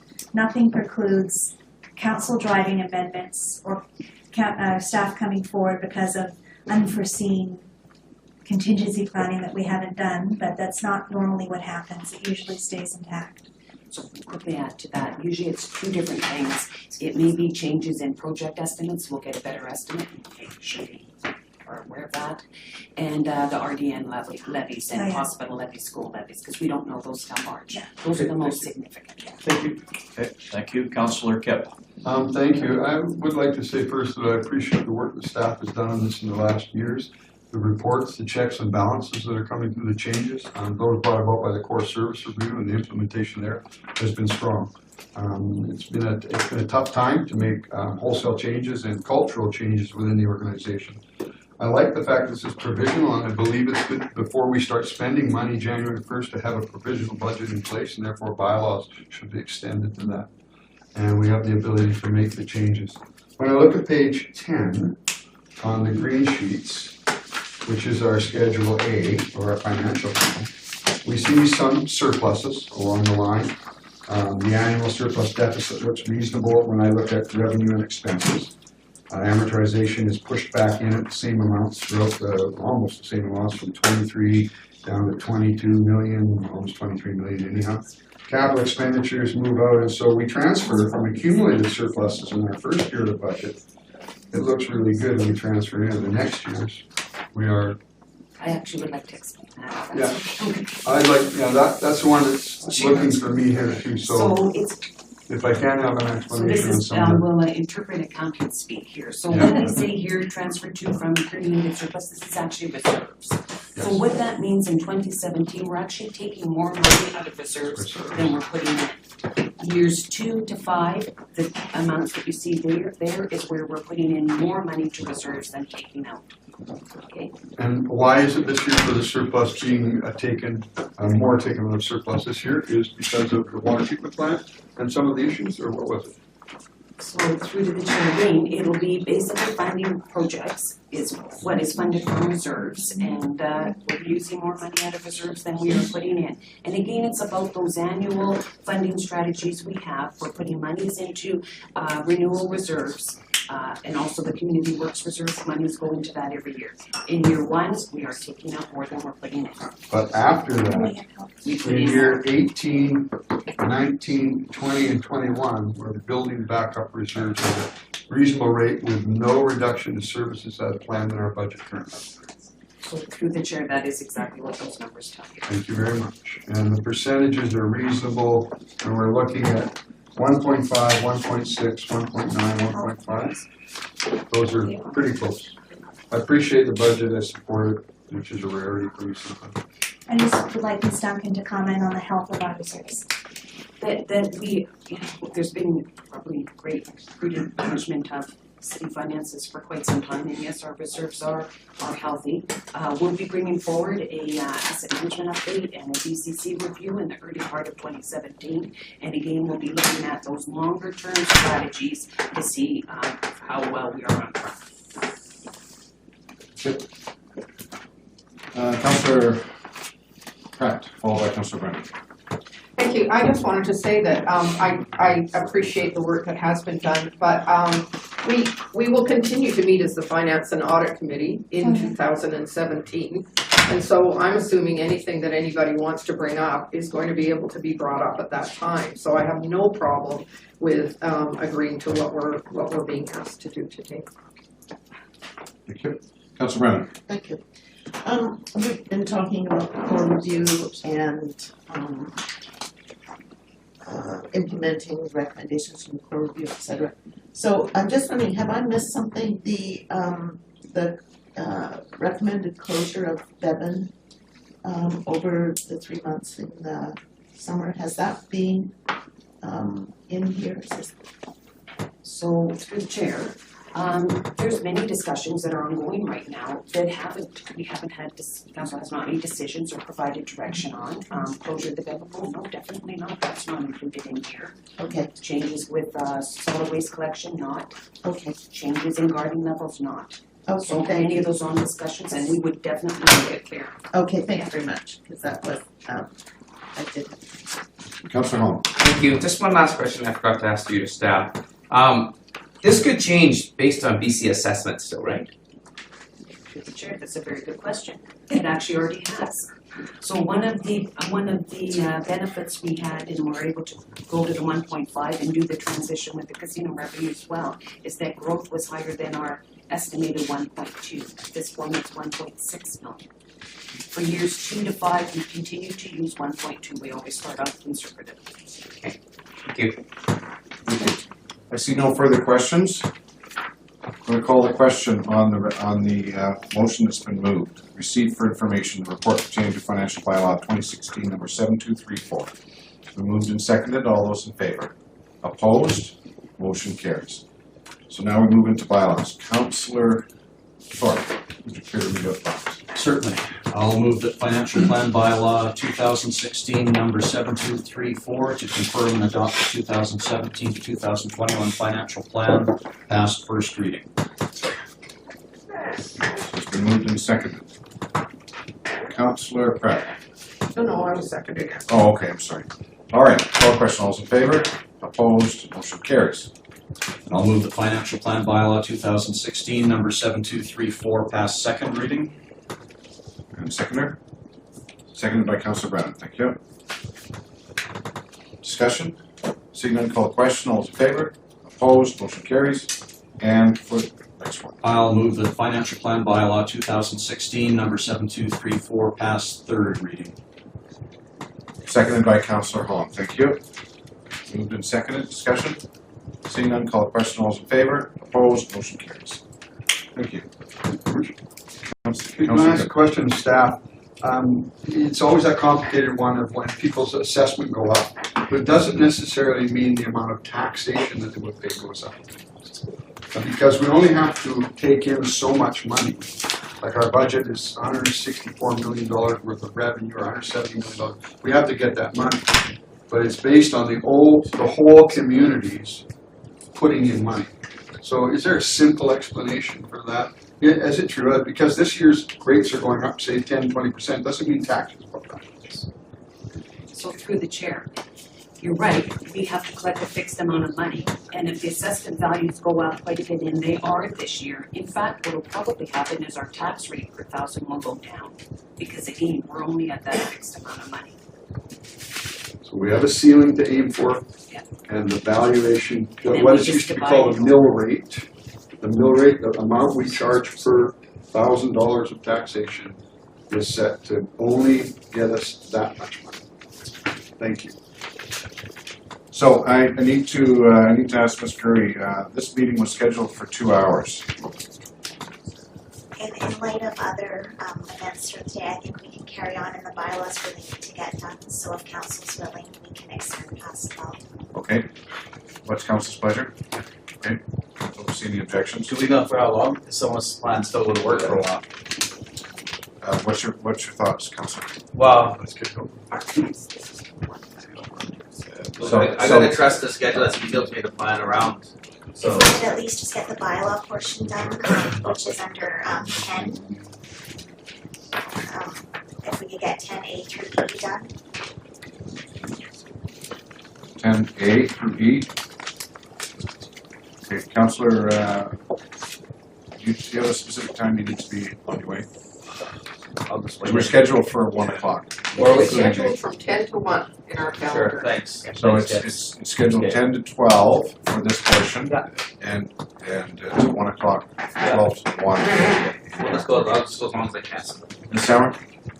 You can extend that longer if you need to for the open portion. Is everyone else going to be able to attend beyond 1 o'clock? Yeah. Okay, thank you. So we'll just carry on. Purchase of land. Just in case we don't get to them, perhaps we should move the bylaws now. So we're going to go on to item number 10, it's bylaws. A through E. Councillor Thorpe. Ready for the bylaws? You bet. All right. So I'll move that sewer regulation and charge amendment bylaw 2016 number 2496.29 to increase sewer fees in 2017 be adopted. Seconded by Councillor Bestwick. Thank you. Discussion? Seeing none, call the question. Those in favor? Opposed? Motion carries. I'll move that waterworks rate and regulation amendment bylaw 2016 number 7004.12 to increase water rates in 2017 be adopted. Moved by Councillor Thorpe, seconded by Councillor Bestwick. Discussion? Seeing none, call the question. All those in favor? Opposed? Motion carries. I'll move that Southwest Bulk Water Rate Amendment Bylaw 2016, number 7099.05, to increase the water rates for Southwest Extension for 2017 be adopted. Moved by Councillor Thorpe, seconded by Councillor Bestrick. Discussion? Seeing none, call the question. All those in favor? Opposed? Motion carries. I'll move that Municipal Solid Waste Collection Amendment Bylaw 2016, number 7128.07, to increase garbage and recycling rates in 2017 be adopted. Thank you. Is there a seconder? Seconded by Councillor Bestrick. Discussion? Seeing none, call the question. All those in favor? Opposed? Motion carries. And I'll move that Financial Plan Amendment Bylaw 2016, number 7222.03, to amend the 2016 to 2020 financial plan be adopted. Moved by Councillor Thorpe, seconded by Councillor Bestrick. Discussion? Whoa. That says 2016 and 2020. Should it be 2017?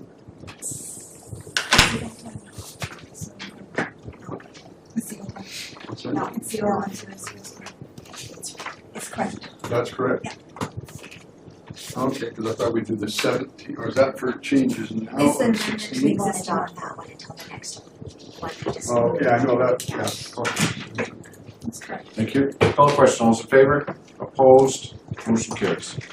Okay, back on to the next item. Community Services, Gene Burns Building. Number 6 Commercial Street. The purpose is to provide council with an update regarding the demolition of the Gene Burns Building at number 6 Commercial Street. We have delegation, Mr. Rick Hine. Can you come up here, Mr. Hine? Yeah, it's great. Just stand over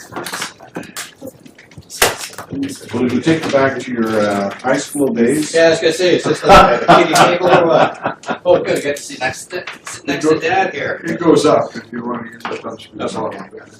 It's built for my, for buildings. Your worship, members of council, there's 2 reasons I'm here today. One is to report the Gene Burns Building. The other is put myself on the agenda to talk about the water meter at that building. Since the day of the fire on March 30th, the water meter was turned off. Yeah, we continue to receive water consumption and sewer bills for the building, and they've amounted to a couple $1,000s a day.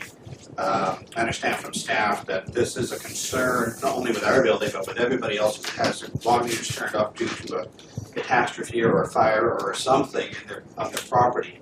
And I know staff are trying to put together a brochure, but there's no mechanism within the city to say if this was turned off, you should be alerted to the fact that you're going to continue to be billed for water and sewer credits. So we didn't turn the water off. If we use too much water on our water bill, we do get a note saying your consumption is high, please check for a leak.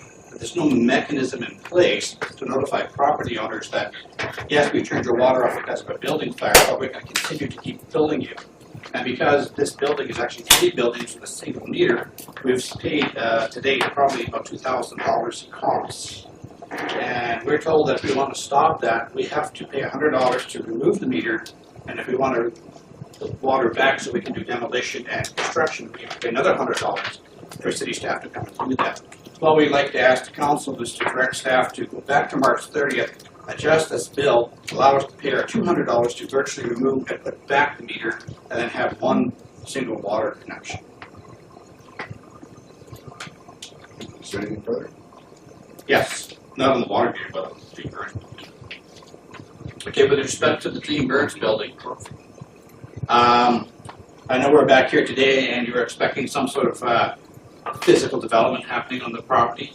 I only just got a letter today sitting in the audience there from our insurance company saying that they approved the demolition of the fire damaged portion of the structure. We've been having ongoing discussions with various city staff departments over the last couple of months, everything from tree removals to lamp standards to sidewalks. We discussed with the demolition contractor methods of demolishing the building, which required us to chop down 2 trees. We were concerned about that. We talked to an arborist at the city that I'm gotten costs and got some ideas with that. We prefer to leave those trees up. There's also issues with a very broad approach of demolishing the building. Our foundations are holding up Commercial Street and the highway. So if those were accidentally or arbitrarily removed, we'd end up with possible expansion of damage across the sidewalks, into the highway, into Commercial Street. So this needs to be done in a very methodical process. It's not a simple case of take it down because we don't like the looks of it, or take it down because of this reason. We need to be allowed to move through our processes, and we're continuing to do that. We meet regularly with city staff, both senior staff and junior staff, and also we've engaged an architect to come up with some ideas of where we need to go. So I'll take questions if you have any. Any questions from the delegation? Councillor Bestwick and Councillor Pratt. Thank you. Thanks, Rick. As it relates to the sewer water charges, I trust that we'll be able to refer this matter to staff and try to go back with some solution. Secondly, the concern about what the demolition of the building may or may not impact the highway or commercial street or otherwise. Is there a schedule? Has the insurer that you just said is okay with removal of the burnt out buildings? That part of, yes, the burnt section of the acquisition. So would the removal of the burnt out buildings have an impact on, potentially on on 19? Well, that's what we need to look at. First of all, we have the abatement concerns, so we need to work on those first. So that means being that we can't have any staff in there or any personnel in there now because it's indeed unsafe for personnel to go inside.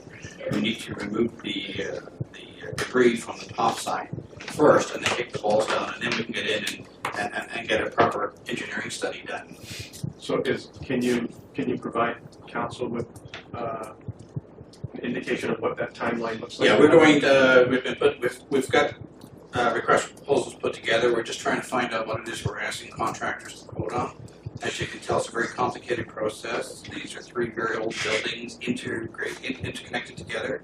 If we knock one down, are we going to arbitrarily start knocking the others down at the same time? We don't know those questions, or there's answers to those questions. So we're going to put these requests for proposals out before the end of this month, not very long, but very quickly, and we'll hope to have this underway, at least some of it underway by the end of January. Thank you. Councillor Pratt. So that answers most of the questions that I had. However, one of my questions is, was it the intention of the owners that all of the building would come down and that it's the insurance company that's stopping that from happening, or was it the intention that only the burnt portion? There's a number of considerations. We looked at what can we do with the property. Take down that one section, rebuild that one section. Is it better for us to take it all down and rebuild something new? We've had a number of drawings created to look at the various scenarios. We've engaged an architect, we've discussed with the architect, but with that, he discovered that based on bylaws, we would lose approximately 4,000 square feet of retail space due to setback regulations. So we've been meeting with staff. You also understand that part of our building's on the highway side and part of it's on the city side. So we have two frontages, so that triggers the bylaws. So we've been meeting with senior staff and having the discussions, and with planning and with all sorts of departments, trying to figure out how to best address this. So we don't want a down and dirty approach on this. This has to be methodically thought out, very carefully decided, and see where we're going to go that makes business sense. You also got to understand that to rebuild this building, if we build the entirety, the whole thing, it's going to cost us the same to rebuild this as it would here as it would cost us to build it up in the north end of town. Yeah, we don't get the revenues off of it because it's downtown. So these are a number of considerations that we have to address. Thank you. Any other questions from the delegation? Seeing none, I just wanted to add, when I was down there the night it was burning, I ran through all of these scenarios, and I got to tell you, my heart goes out to you. I know that it was going to be a very, very complicated project. Just all the different scenarios, and all the different variables, the new regulations versus the old, the way the building was built, and I don't envy the position that you're in. For your owners. We just need to have the time to work through this one. Thank you very much. Thank you. Motion to receive the delegation. Moved by Councillor Pratt, seconded by Councillor Bestwick. All those in favor? Opposed? Motion carries. Councillor Bestwick. I don't know if this is the place or time, but to address the water sewer as it relates to the site. And if it isn't the time, if it's to be done under other business or business arising from the delegation, but I may need a little bit of time to think about referring the matter of the water and sewer and the compensation for same dating back to March, whatever the date was, to have some form of reconcile on that. So it doesn't seem fair to me, but Staff hasn't come forward in a position to be able to discuss that with this report. Your Worship, I think the suggestion originally from Councillor Beswick to refer it back to staff would be appropriate. So that being the case, I would refer the matter of water and sewer charges as it relates to the G. Burns property back to staff for consideration. Is there a seconder? Second. Councillor Brennan is seconding. Okay, so any further discussion? All's in favor? Opposed? Motion carries. Thank you. So now I've been advised by the clerk we've got 2 items that we need to get done before we move on, and they are with respect to the development permits, both item number 9C and item 9D. And what we don't finish, we can add to the end of the council meeting tonight, because we're not going to have a full, probably have less than 2 hours this evening. So we can finish the business this evening. Thank you. So the first item is to present for council's consideration a development permit application to amend the site plan of an existing approved development permit, DP 546 at 3795 Glen Oaks Drive. I'm showing this as 9. Okay, so the delegation is Mr. Brian Sanini of Brian J. Sanini Law Corporation. Mr. Sanini. Thank you, Your Worship, members of council. It's okay. Get rid of these things.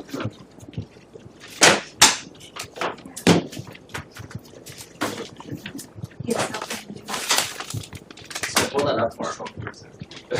No, he needs it that far away to read it. Not that. That's tight.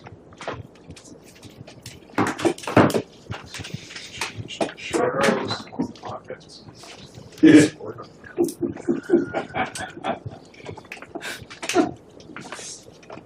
No, it's okay.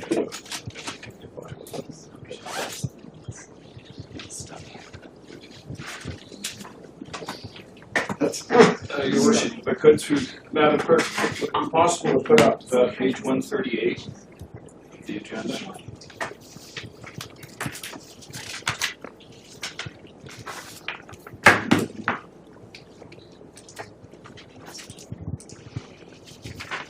So, Your Worship, this matter was before your council back in May, and again briefly in June. So, what's happened in the past 6 months is the homes in question that have stayed the same at lockup.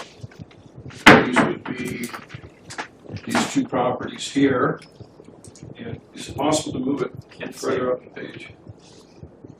No, that's okay. Apparently not.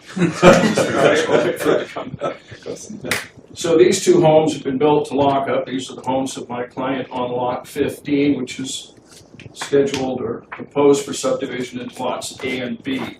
This is neighboring lot 16. It is constructed over the past 6 months. A number of homes on this lane have been completed. Each one of these homes has direct access to a public street through their driveways. All of them have garages facing the streetscape, and that is the rationale for this application, is to permit an additional driveway here to service this particular lot rather than have it drive across the front of lot A and use this joint access here on lot 16.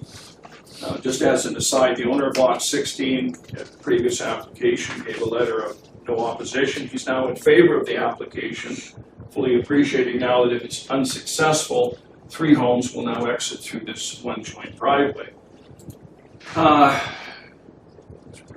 And as I say, outside of that, nothing has really changed. We're looking for a variance to an existing development permit that allowed for this change in typical road grade to take place where we've got no street parking, but within the road dedication, we have areas and pockets of landscaping and parallel parking. And granting this application will lose one spot. My client has proposed to replace that spot here by removing landscaping, and that leads to the next question. We've lost some streetscape. There are a number of street trees planted in the boulevard, and they're represented here, and they're in fact planted. What you will notice in the narrowing end of this lot 15 and what is proposed lot B, there are no trees, and what I'm proposing is to have us plant some street trees, albeit on lot B.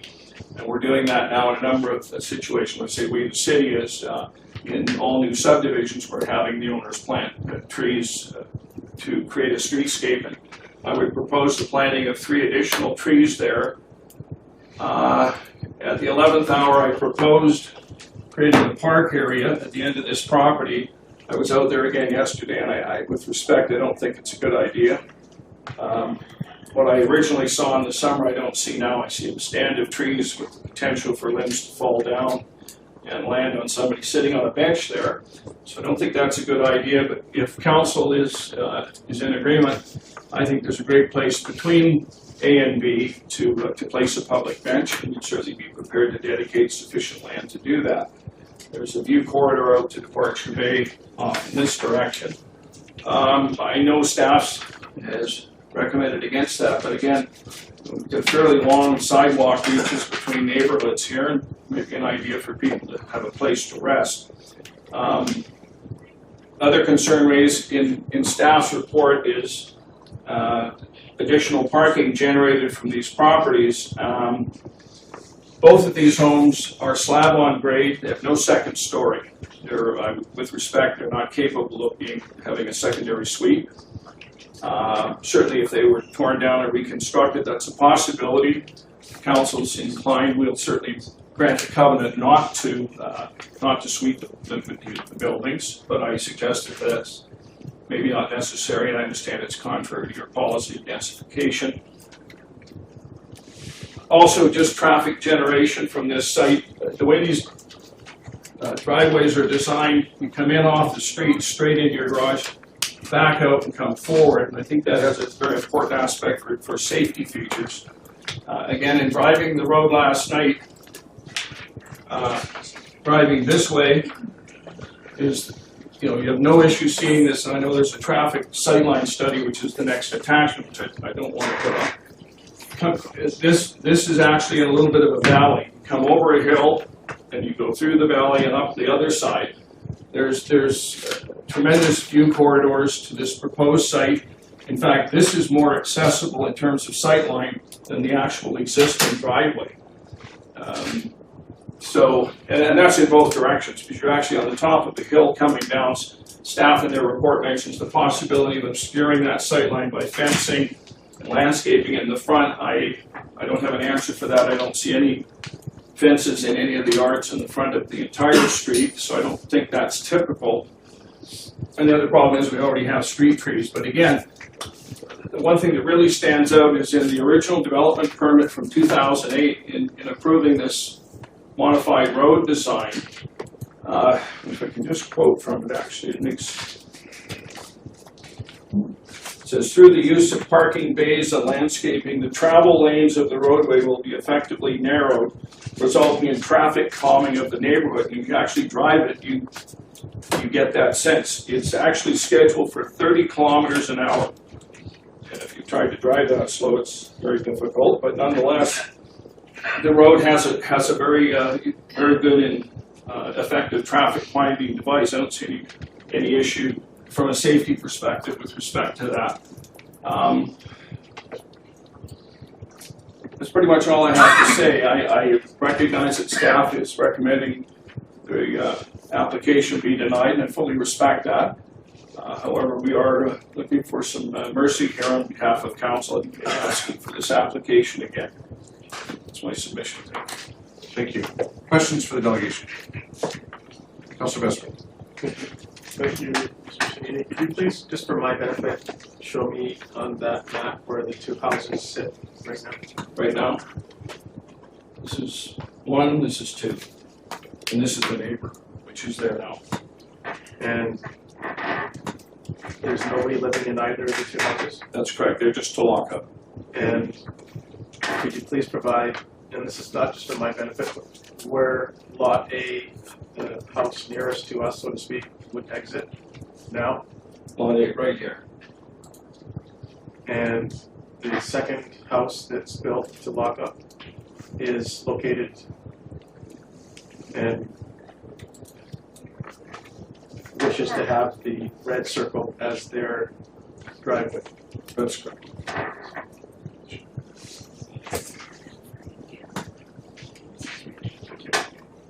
Councilor Yocum. Thank you. Thank you, Mr. Sandy, for the presentation.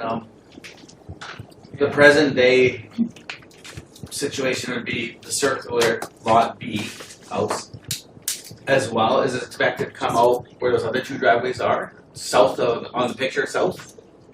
Sorry. So see where those two see where Lot A and the neighbor are right now? Yeah, right now, right now. And then it's expected today, if we didn't say there was no mercy, Correct. a third driveway come out that entry point as well? The driveway would, you would exit your garage here, drive across the front of A, and exit out here. I'm no land expert, but to me, just common sense that he values the neighborhood. It doesn't go with the flow of, well, I've been out there as well. And yeah, I think we're enhancing the neighborhood. It would certainly be inconsistent with the streetscape of most neighborhoods, for sure. Okay, I'll wait till we have after delegation, my comments. Thank you. Is there any other questions? So I've got a couple of questions for you. I'm not sure how familiar you are with this. We might need staff to help with the answers. But it's my understanding that when I reviewed, and I think the original application was made in 2008, is that DP 546? Okay. That this entire area here doesn't look anything like this. When in fact, there's roads supposed to go up to phase 2 that's showing in the original DP, which would be consistent with what their plans were at the time. Ended up that when they made those changes at some point between DP 546 being approved by council and today, I don't know when it happened, this lot was created. It's an 18,000 square foot lot. And I, for the life of me, I don't understand in this day and age why we would ever approve or demand an 18,000 square foot lot. I understand it was supposed to be a duplex lot. So if there was 2 homes, 2 families, even if they were separated duplexes, it would look very similar to this strategy here. There's no fear of suites going in those houses. They're already built. They're built on crawl, standing in the air.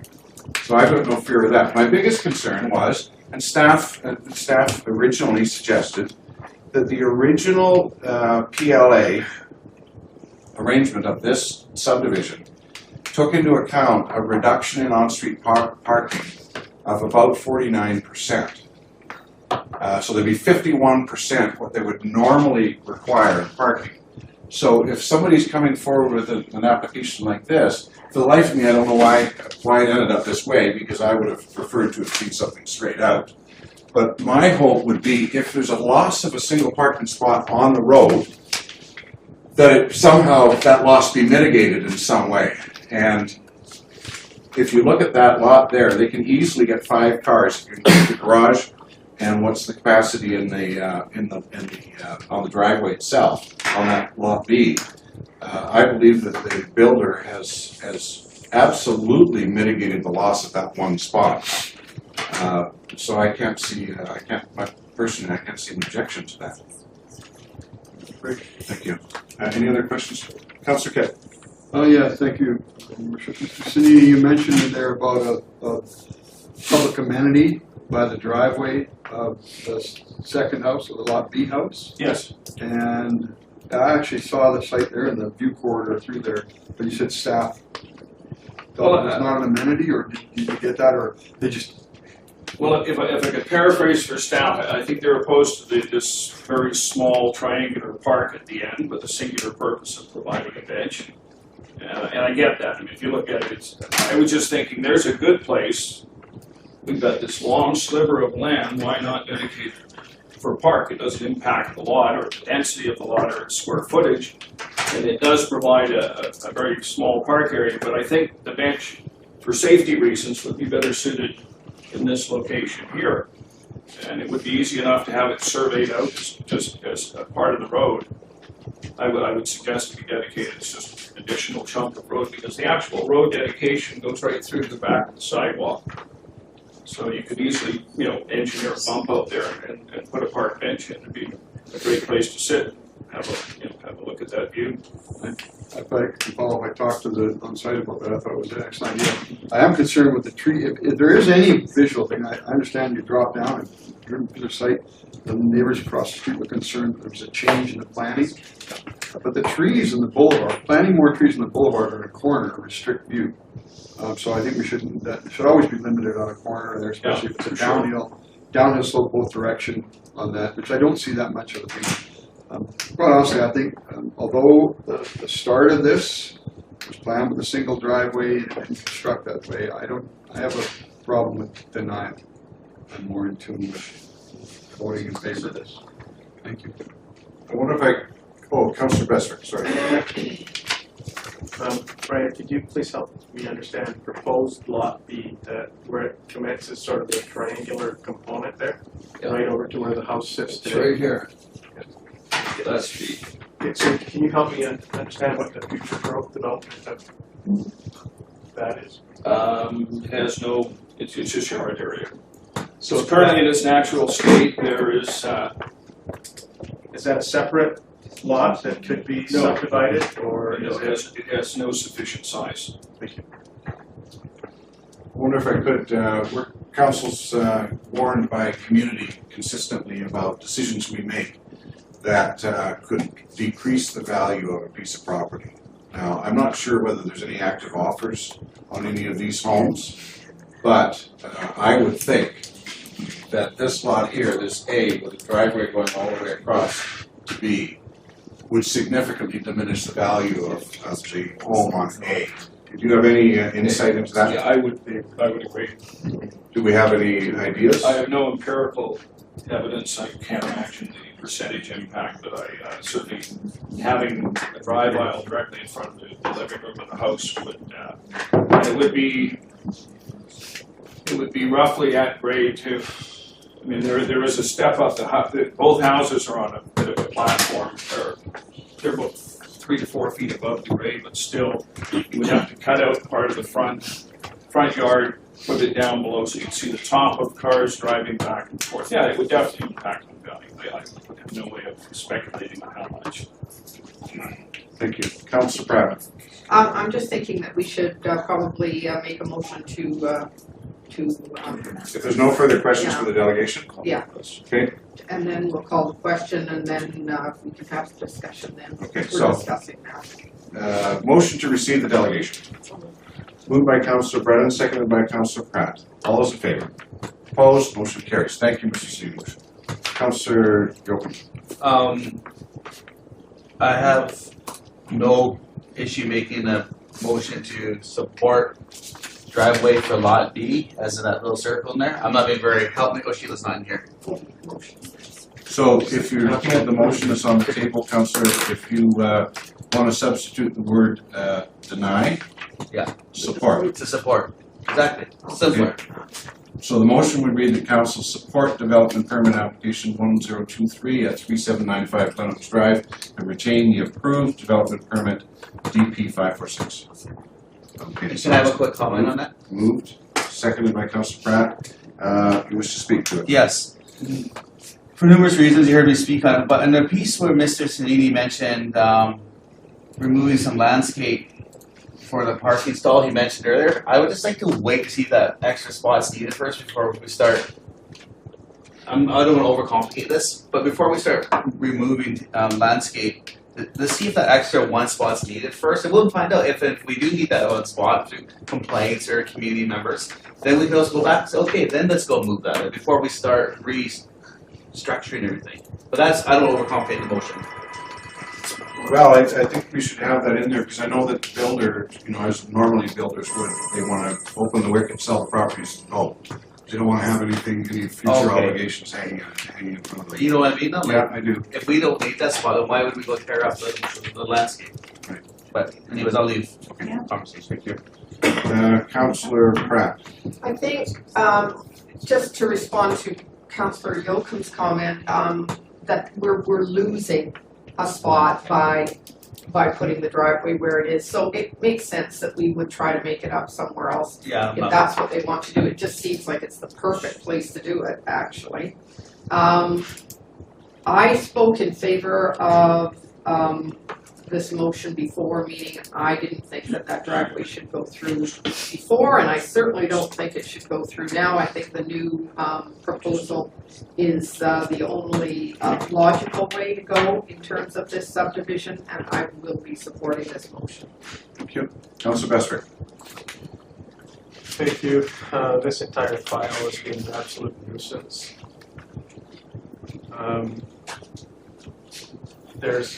There's a lot of pieces to this, and there's a lot of pieces that are missing in this conversation that took place in the last conversation.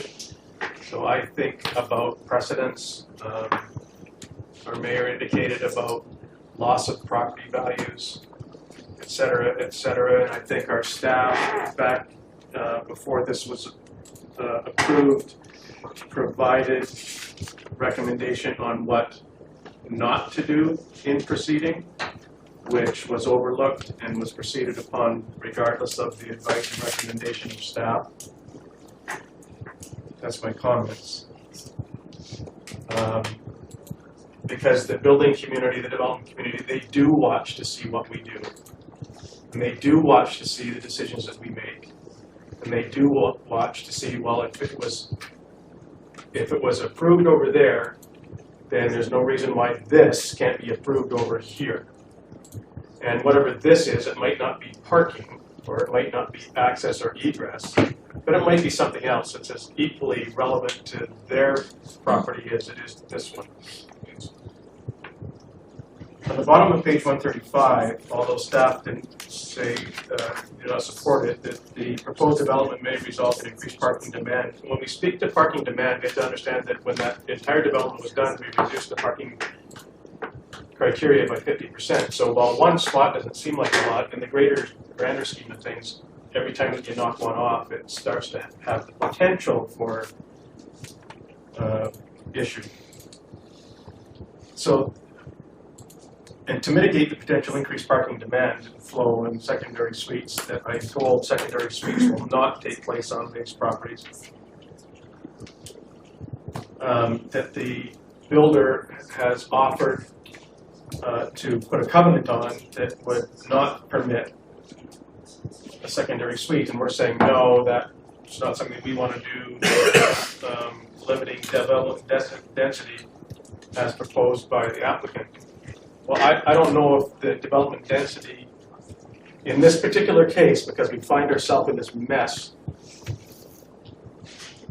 is one that I would deny, because I think this is one that we should approve. One size doesn't fit all, does not fit all in terms of density in this particular instance or case. So I'd like to actually, if I'm going to approve this, I want to know for sure that there's not going to be an addition to either one of these sites lots. I'm not happy about this at all. I'm not to be a team player. I'll support it, but I can tell you right now I'm not happy with the decision, and I'll only support it if the covenant to not have increased density is in the motion on these sites. Is that an amendment? It's a friendly amendment. The mover and seconder. Not to have increased density on these sites? To accept the applicant proposes through a covenant in favor of the city to prohibit secondary suites from each development parcel. If that is not included, then I won't be able to support the motion and I'm not even happy about it at that point. So we've been told by staff, Mr. Lindsay, can these homes that are currently standing in the air that are built, do they have secondary suites or do they have capacity for secondary suites? Your worship, as the way they're currently constructed, they do not contain secondary suites. However, under the bylaw, if the future owner wanted to amend the plans, do an addition, there's always that potential. A covenant on title that said that restricted the use to single family only would give you that long-term assurance.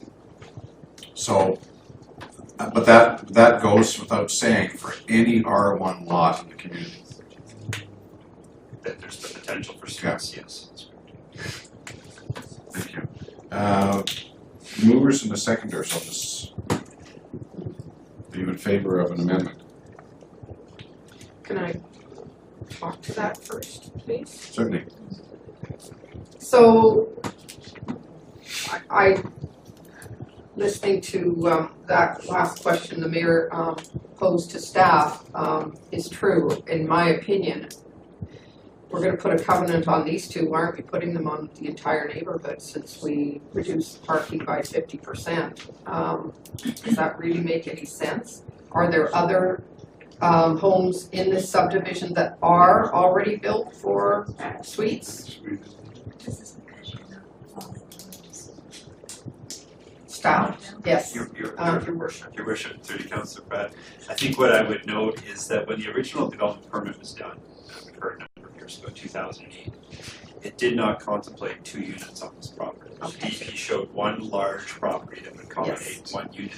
What happened after that time in 2010, the zoning bylaw was actually changed to allow 2 units on a lot of that size. So I would say the difference here is if you put that covenant on in the day, your 2 units, or under the previous DP, you could have had a house and secondary suite.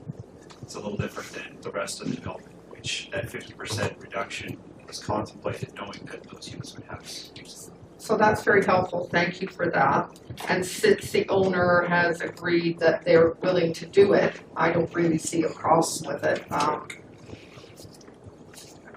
It would take quite a renovation to make one of these 2 houses into something that could be used for suites. So I have no problem with the friendly amendment. Seconder? I made the motion and hearing Mr. Cini mention that, he didn't view it as necessary, but he was open to it, to paraphrase somewhat that language, and knowing that to get onward in that community up there, do I think it's necessary? No, but I'm willing to, yes, to make this so we can get onward like this, so that this file can move onward forward. So I'm open to that. Great, thank you. Councillor Hong. Thank you. Still having issues with this one like I did the first time. We're setting precedent on somebody that didn't follow what the development permit was. And they changed it. Now they're asking for forgiveness. There has to be some sort of punishment. I think we've punished him enough that we've made him wait 6 months to come back. So I'm going to reluctantly agree to this. But I think that we have to make it known to the development community that we will not tolerate this. This is wrong. This is totally wrong that we're allowing people to get away with this. So why we have DPs? Otherwise, we just let people build it and then come for forgiveness later. How do we do with that? So, you know what? I'm not going to support it. I can't. That's just the principle of all the other developers and everybody else doing something and not following the rules. It's hard for me to swallow that. It's not fair to the others. So I can't support this. Thank you. Councillor Thorpe. Thanks, Chair. Yeah, I certainly hear what Councillor Hong is saying, and I voted to deny this application back in May or June for that reason. I just didn't like the way it had evolved, and I couldn't support it at that time. Having said that, and having, like others, visited the property, I can support it now. I feel that there is mitigation for the concerns that I had, and I think it just makes more sense for me to allow this other driveway. rather than have one driveway going across two houses.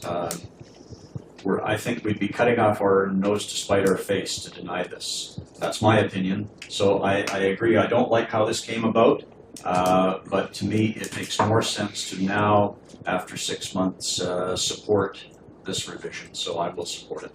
Okay. Councillor Brennan. Thank you. The first question I want to ask is, when you have a secondary suite, you have to provide on-site parking? Is that right? That's correct, yes. Okay, so there would be additional parking on site. So I'm not convinced that we would require a covenant, because we wouldn't necessarily be losing any parking. There has to be parking on site for the secondary suite if it ever did materialize. For me, it makes sense. I think it serves the interests of the developer. It also serves the interests of the neighborhood, because I think it's somewhat unsightly to have the road cross in front of other houses. I think that every application that comes before us really should be decided on its own merit. And I don't think we even have the authority to consider punishment as a reason for denying things. So English should maybe be careful when we say that. But, you know, who am I? I don't know. I just think that you decide on the merits of something, is this good or not good? And I think that this is a reasonable response to this development. Councillor Crabb? No. Okay, Councillor Ford. Very quickly, I'm gonna support the proposal. If he wants to throw in a secondary suite, he could easily raise those buildings for about 10 or 20 grand, and then raise the cost of the freaking places by 50 to 100. So that, to say that they need more parking, well, we give variances on parking every freaking day, so I mean that would happen regardless. I don't think he's going to do it. If we have to put a covenant on it, I would like to put a covenant on it, but I will support it. And if this developer comes back while I'm still on council and tries to do the same thing again, ain't gonna happen. Thank you. Last speaker, Councillor Bestwick. Thank you. I'm just trying, despite just this report here, I'm trying to take into consideration the entirety of the reports that we've received on this matter and the visits that we've made and the time that we've taken. And when a developer offers to put a covenant on, this isn't us, the city, demanding that they have to do this. This is a compromise position in order to provide assurances, to provide those considerations, to protect the balance of the neighborhood if there may be a secondary suite ever contemplated. So when the developer is offering something, it's different than us demanding something. So that is why I'm quite comfortable with the amendment, because the developer is saying, listen, if it's a concern, then we'll protect your concerns. And here's what we'll do in order to protect that. So just again, it's not us making this demand. In order for this to happen, we're demanding that you do this. It's the other way around. So that is why it's important, in my opinion, to accept the developer's interest in our concerns. So I think we should. Thank you. There's a motion on the floor. The council support development permit DP 1023 at 3795 Glenham's Drive and retain the approved development permit DP 546. Your worship, sorry to interrupt, but we would drop the last part and retain the approved development permit. Thank you. So council, you'll be voting on council support development permit number DP 1023 at 3795 Glenham's. There was also a friendly amendment made with agreement, and it was that a covenant be placed that restricts the use to single family only dwelling. Thank you. Okay, we'll call the question. Sorry, Your Worship, to interrupt there, I would ask for some clarity on that, because part of the other offer was the provision of this additional parking stall to compensate for the one that was that was going to be removed with the access. So if the motion passes as stands, then I just want to be clear, staff would not be securing that additional parking in the street. Oh, so we could add that in. So is, Can I? Councillor Pratt, Councillor Bestwick.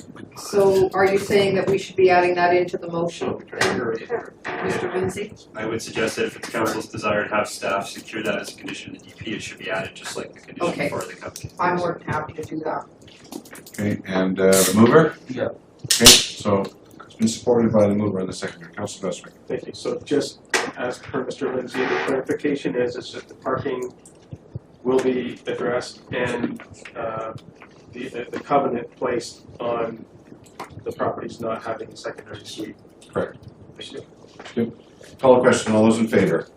Opposed? Motion. Councillor Hong opposed. Motion carries. Thank you. The next one. Development variance permit number DVP 297 and 3736 Bel Air Drive. And the purpose is to present for council's consideration a development variance permit application to allow the construction of a dwelling unit with variances to perimeter wall height and to the side yard setback at 3736 Bel Air Drive.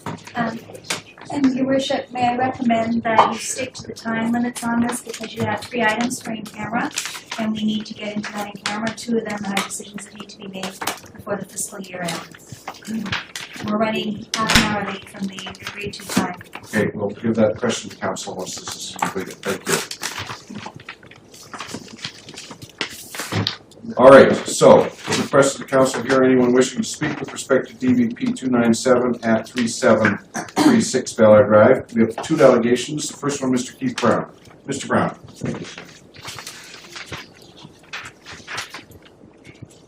The application before council is for a development variance permit being applied for by the architect for the owner of the subject development of the property. It's a concern since the area residents of late only became aware of it based on city's hand delivery of the notices and also the mail out of it. So it was kind of at the late hour. My client, Eddie Cook, lives next door to the site, and the property it's a difficult site. It's a residential home site that lies between 2 other homes, and also the back property behind it, which is overlooking the street. The architect completed drawings at the preliminary stages, adequate enough to get a development permit, or to meet the development variance permit requirements. However, what I believe, and the residents also believe, is that failed to engage the owners of the properties at an early stage of the game. And so therefore, they're now facing having to respond to a technical design drawing that has not had no input from the neighbors. And when they asked them, they met with the architect based on the notice and told them they discussed the property, and there's no references on the ground. We're talking about a 37% slope property.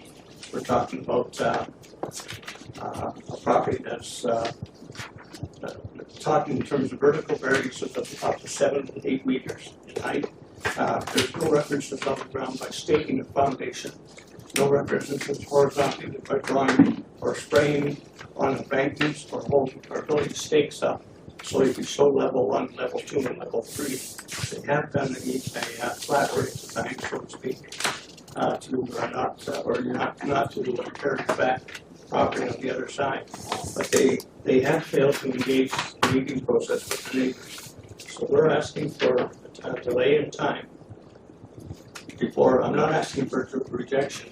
I'm recommending that, I'm making the request that we get a tabling of the application for, we're saying 3 months, it's probably going to be less than that.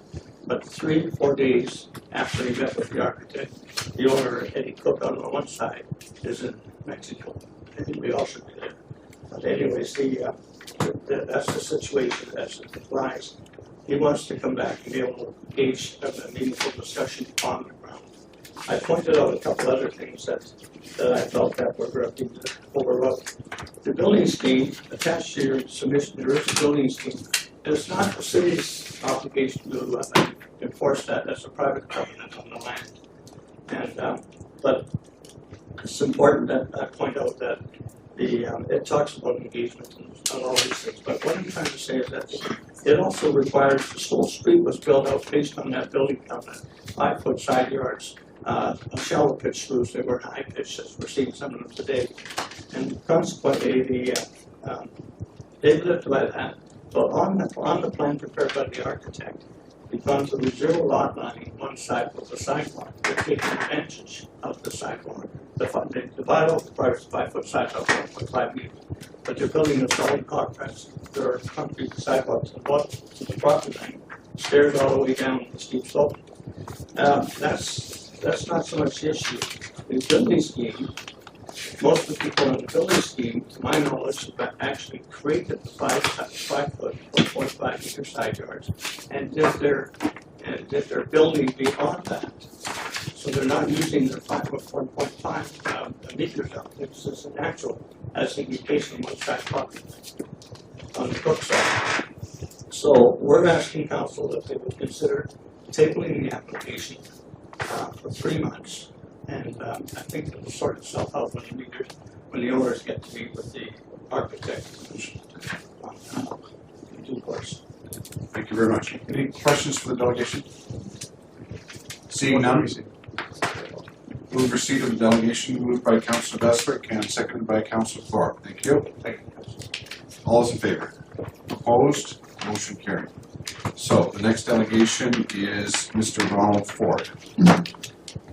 Mr. Ford in the building? Seeing none, it's requested the council hear anyone wishing to speak with respect to DVP 297 at 3736 Bel Air Drive. I'd like to speak. Please, ma'am. Up from your chair. Please come up here.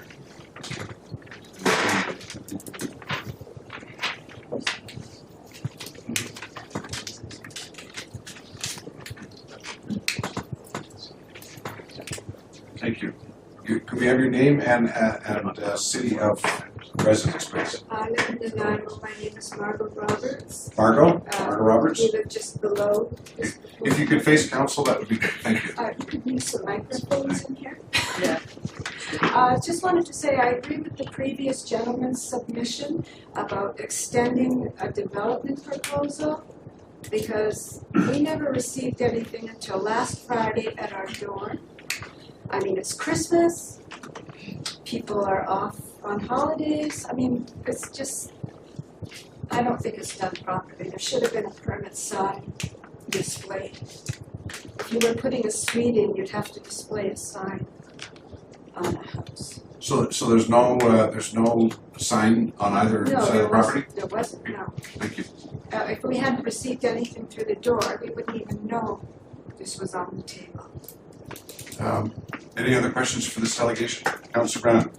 What did the notice that came through to your door say? Oh, I haven't. Did it suggest getting together and Not really, it just kind of indicated that there was a meeting and anybody that had an interest to, this was the time and place to come up. This meeting? This meeting, yeah. Okay, so no meeting with the builder at all? Not that I could see here. Okay, thank you. Thank you very much, ma'am. Motion to receive the delegation. All those in favor? Opposed? Motion carries. Councillor Pratt, you moved that. Who seconded it? Thank you. Councillor Thorpe seconded the receipt. Is there anyone else wishing to speak to DVP 297 at 3736 Bel Air Drive? Just one moment, sir. Mr. Lindsay. Your Worship, I believe the applicant and his architect are in the audience, and I know they want to speak to you. But I heard earlier that you had a request from Ron and Ellen Ford. Yes. And they spoke to me on the way out the door. They just had to leave. They couldn't stay any longer, so they provided a copy of their correspondence. They just asked me to distribute it to council, so I'll just do that now. Okay. Okay. Sir.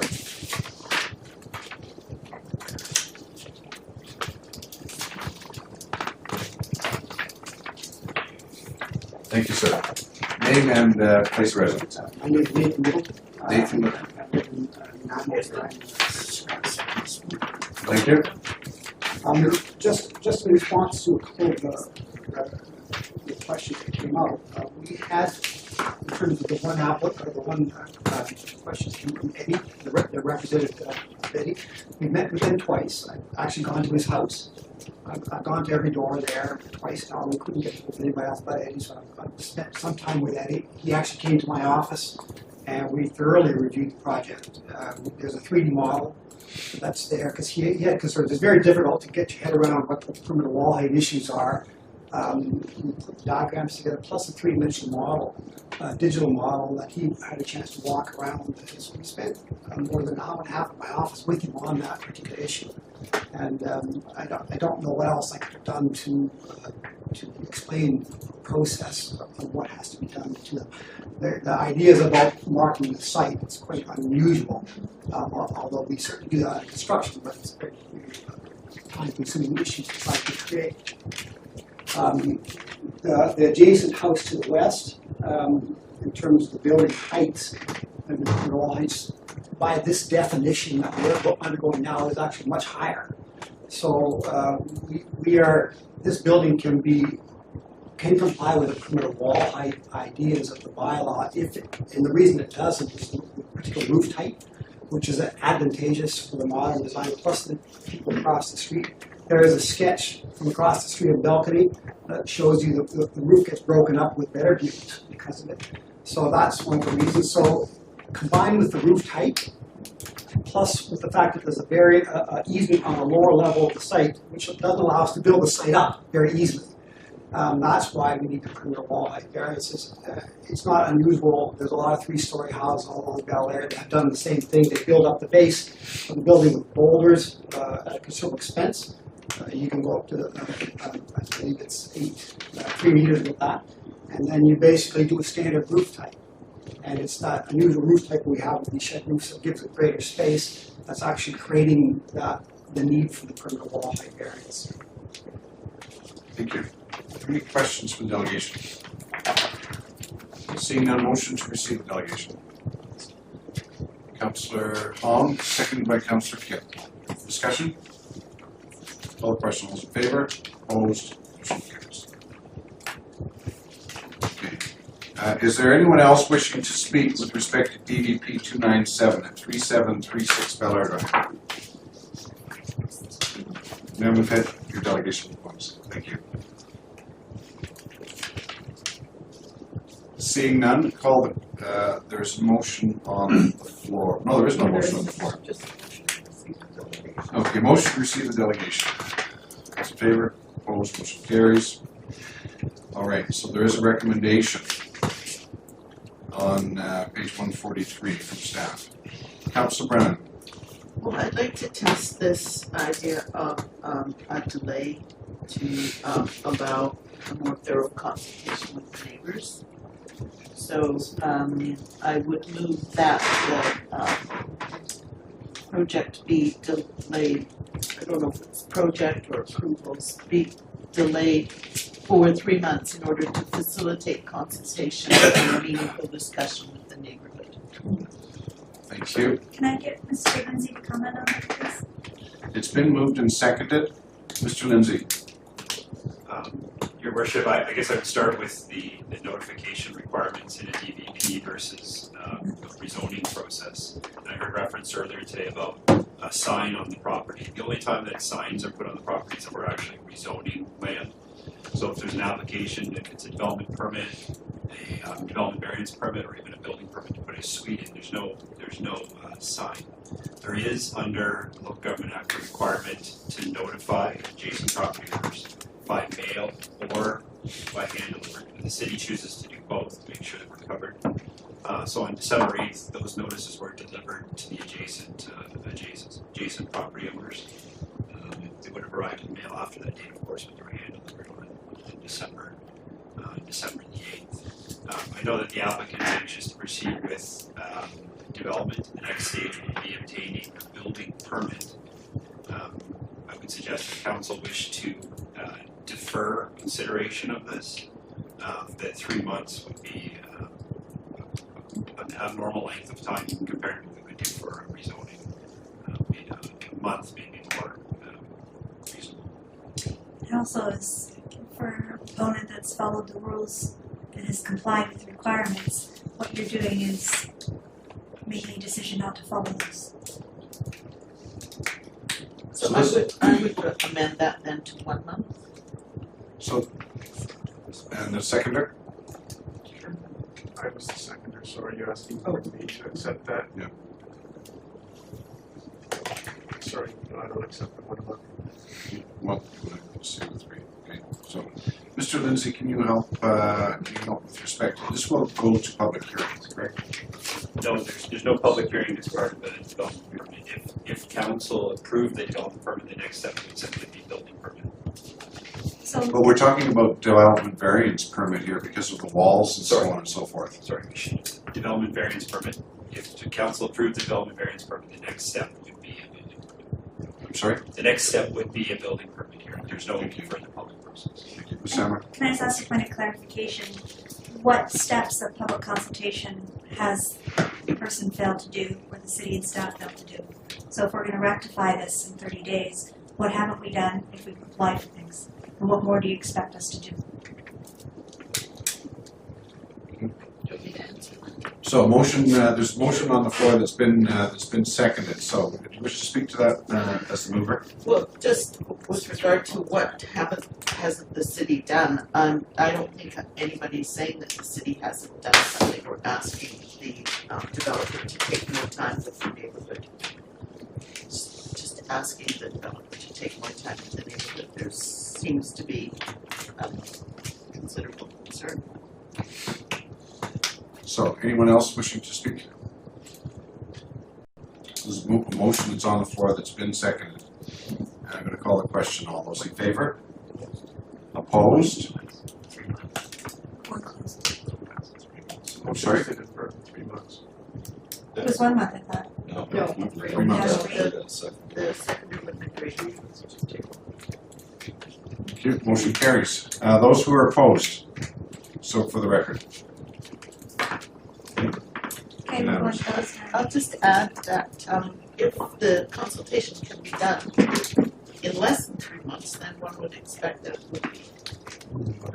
You'd have to amend it. Well, the motion's been passed, so we have to rescind that or establish a new motion. It hardly seems impossible to do. If the parties are happy, they could come back to the city and tell us that.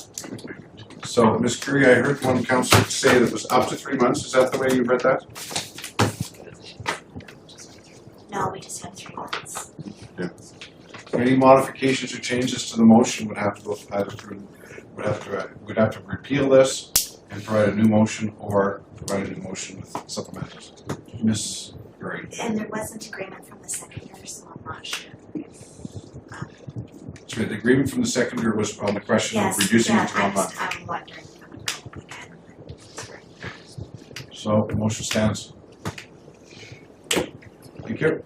So now we've got Ms. Curie. Oh, I was just wondering if we could, if you would consider the additional items being moved to the end of this evening's meeting if council. Yes. Yes. Council, we're running quickly out of time, so our staff is suggesting we move the balance of the items to tonight's agenda. Is there any issue with that? We're going to close after this. Well, can we move the advisory committee minutes? We're going to move them all. Let's just move them all. It'll only take a minute later on as well. Okay, so we're going to move them all. I see by consensus. Everything that's left, maybe on the agenda? That's correct. Yeah. What am I being asked to look at? I can, So there will be the presentation or the staff presentation on the safe injection site. No, that's all. No, it's still on. No, it's still on. It's just that Mr. We're still making the motions on advisory If we could, committees. it's still on. Dr. Hasselback will not be making a presentation. That's the only thing that's changed. Am I correct, Ms. Curry? Yes, it would be 9E safe injection site to be dealt with this evening, the committee minutes, and the citing of marijuana dispensaries with those delegations would be added to this evening's delegations. Thank you. So are we gonna conclude in camera by 1 o'clock? Is that what we? No. No, so we got 3 items left. Let's finish them off. Well, at some point, I have to get to work, so I'm putting it off. Some of my other If you jobs. proceed with the other stuff, I don't see it being any less than an hour before us getting to IC. There's 2 decision points you I need can to make stay in IC. later tonight. Okay, whatever. My work-life balance. Okay, so we'll move those to later. So we now need procedural motion to go in camera.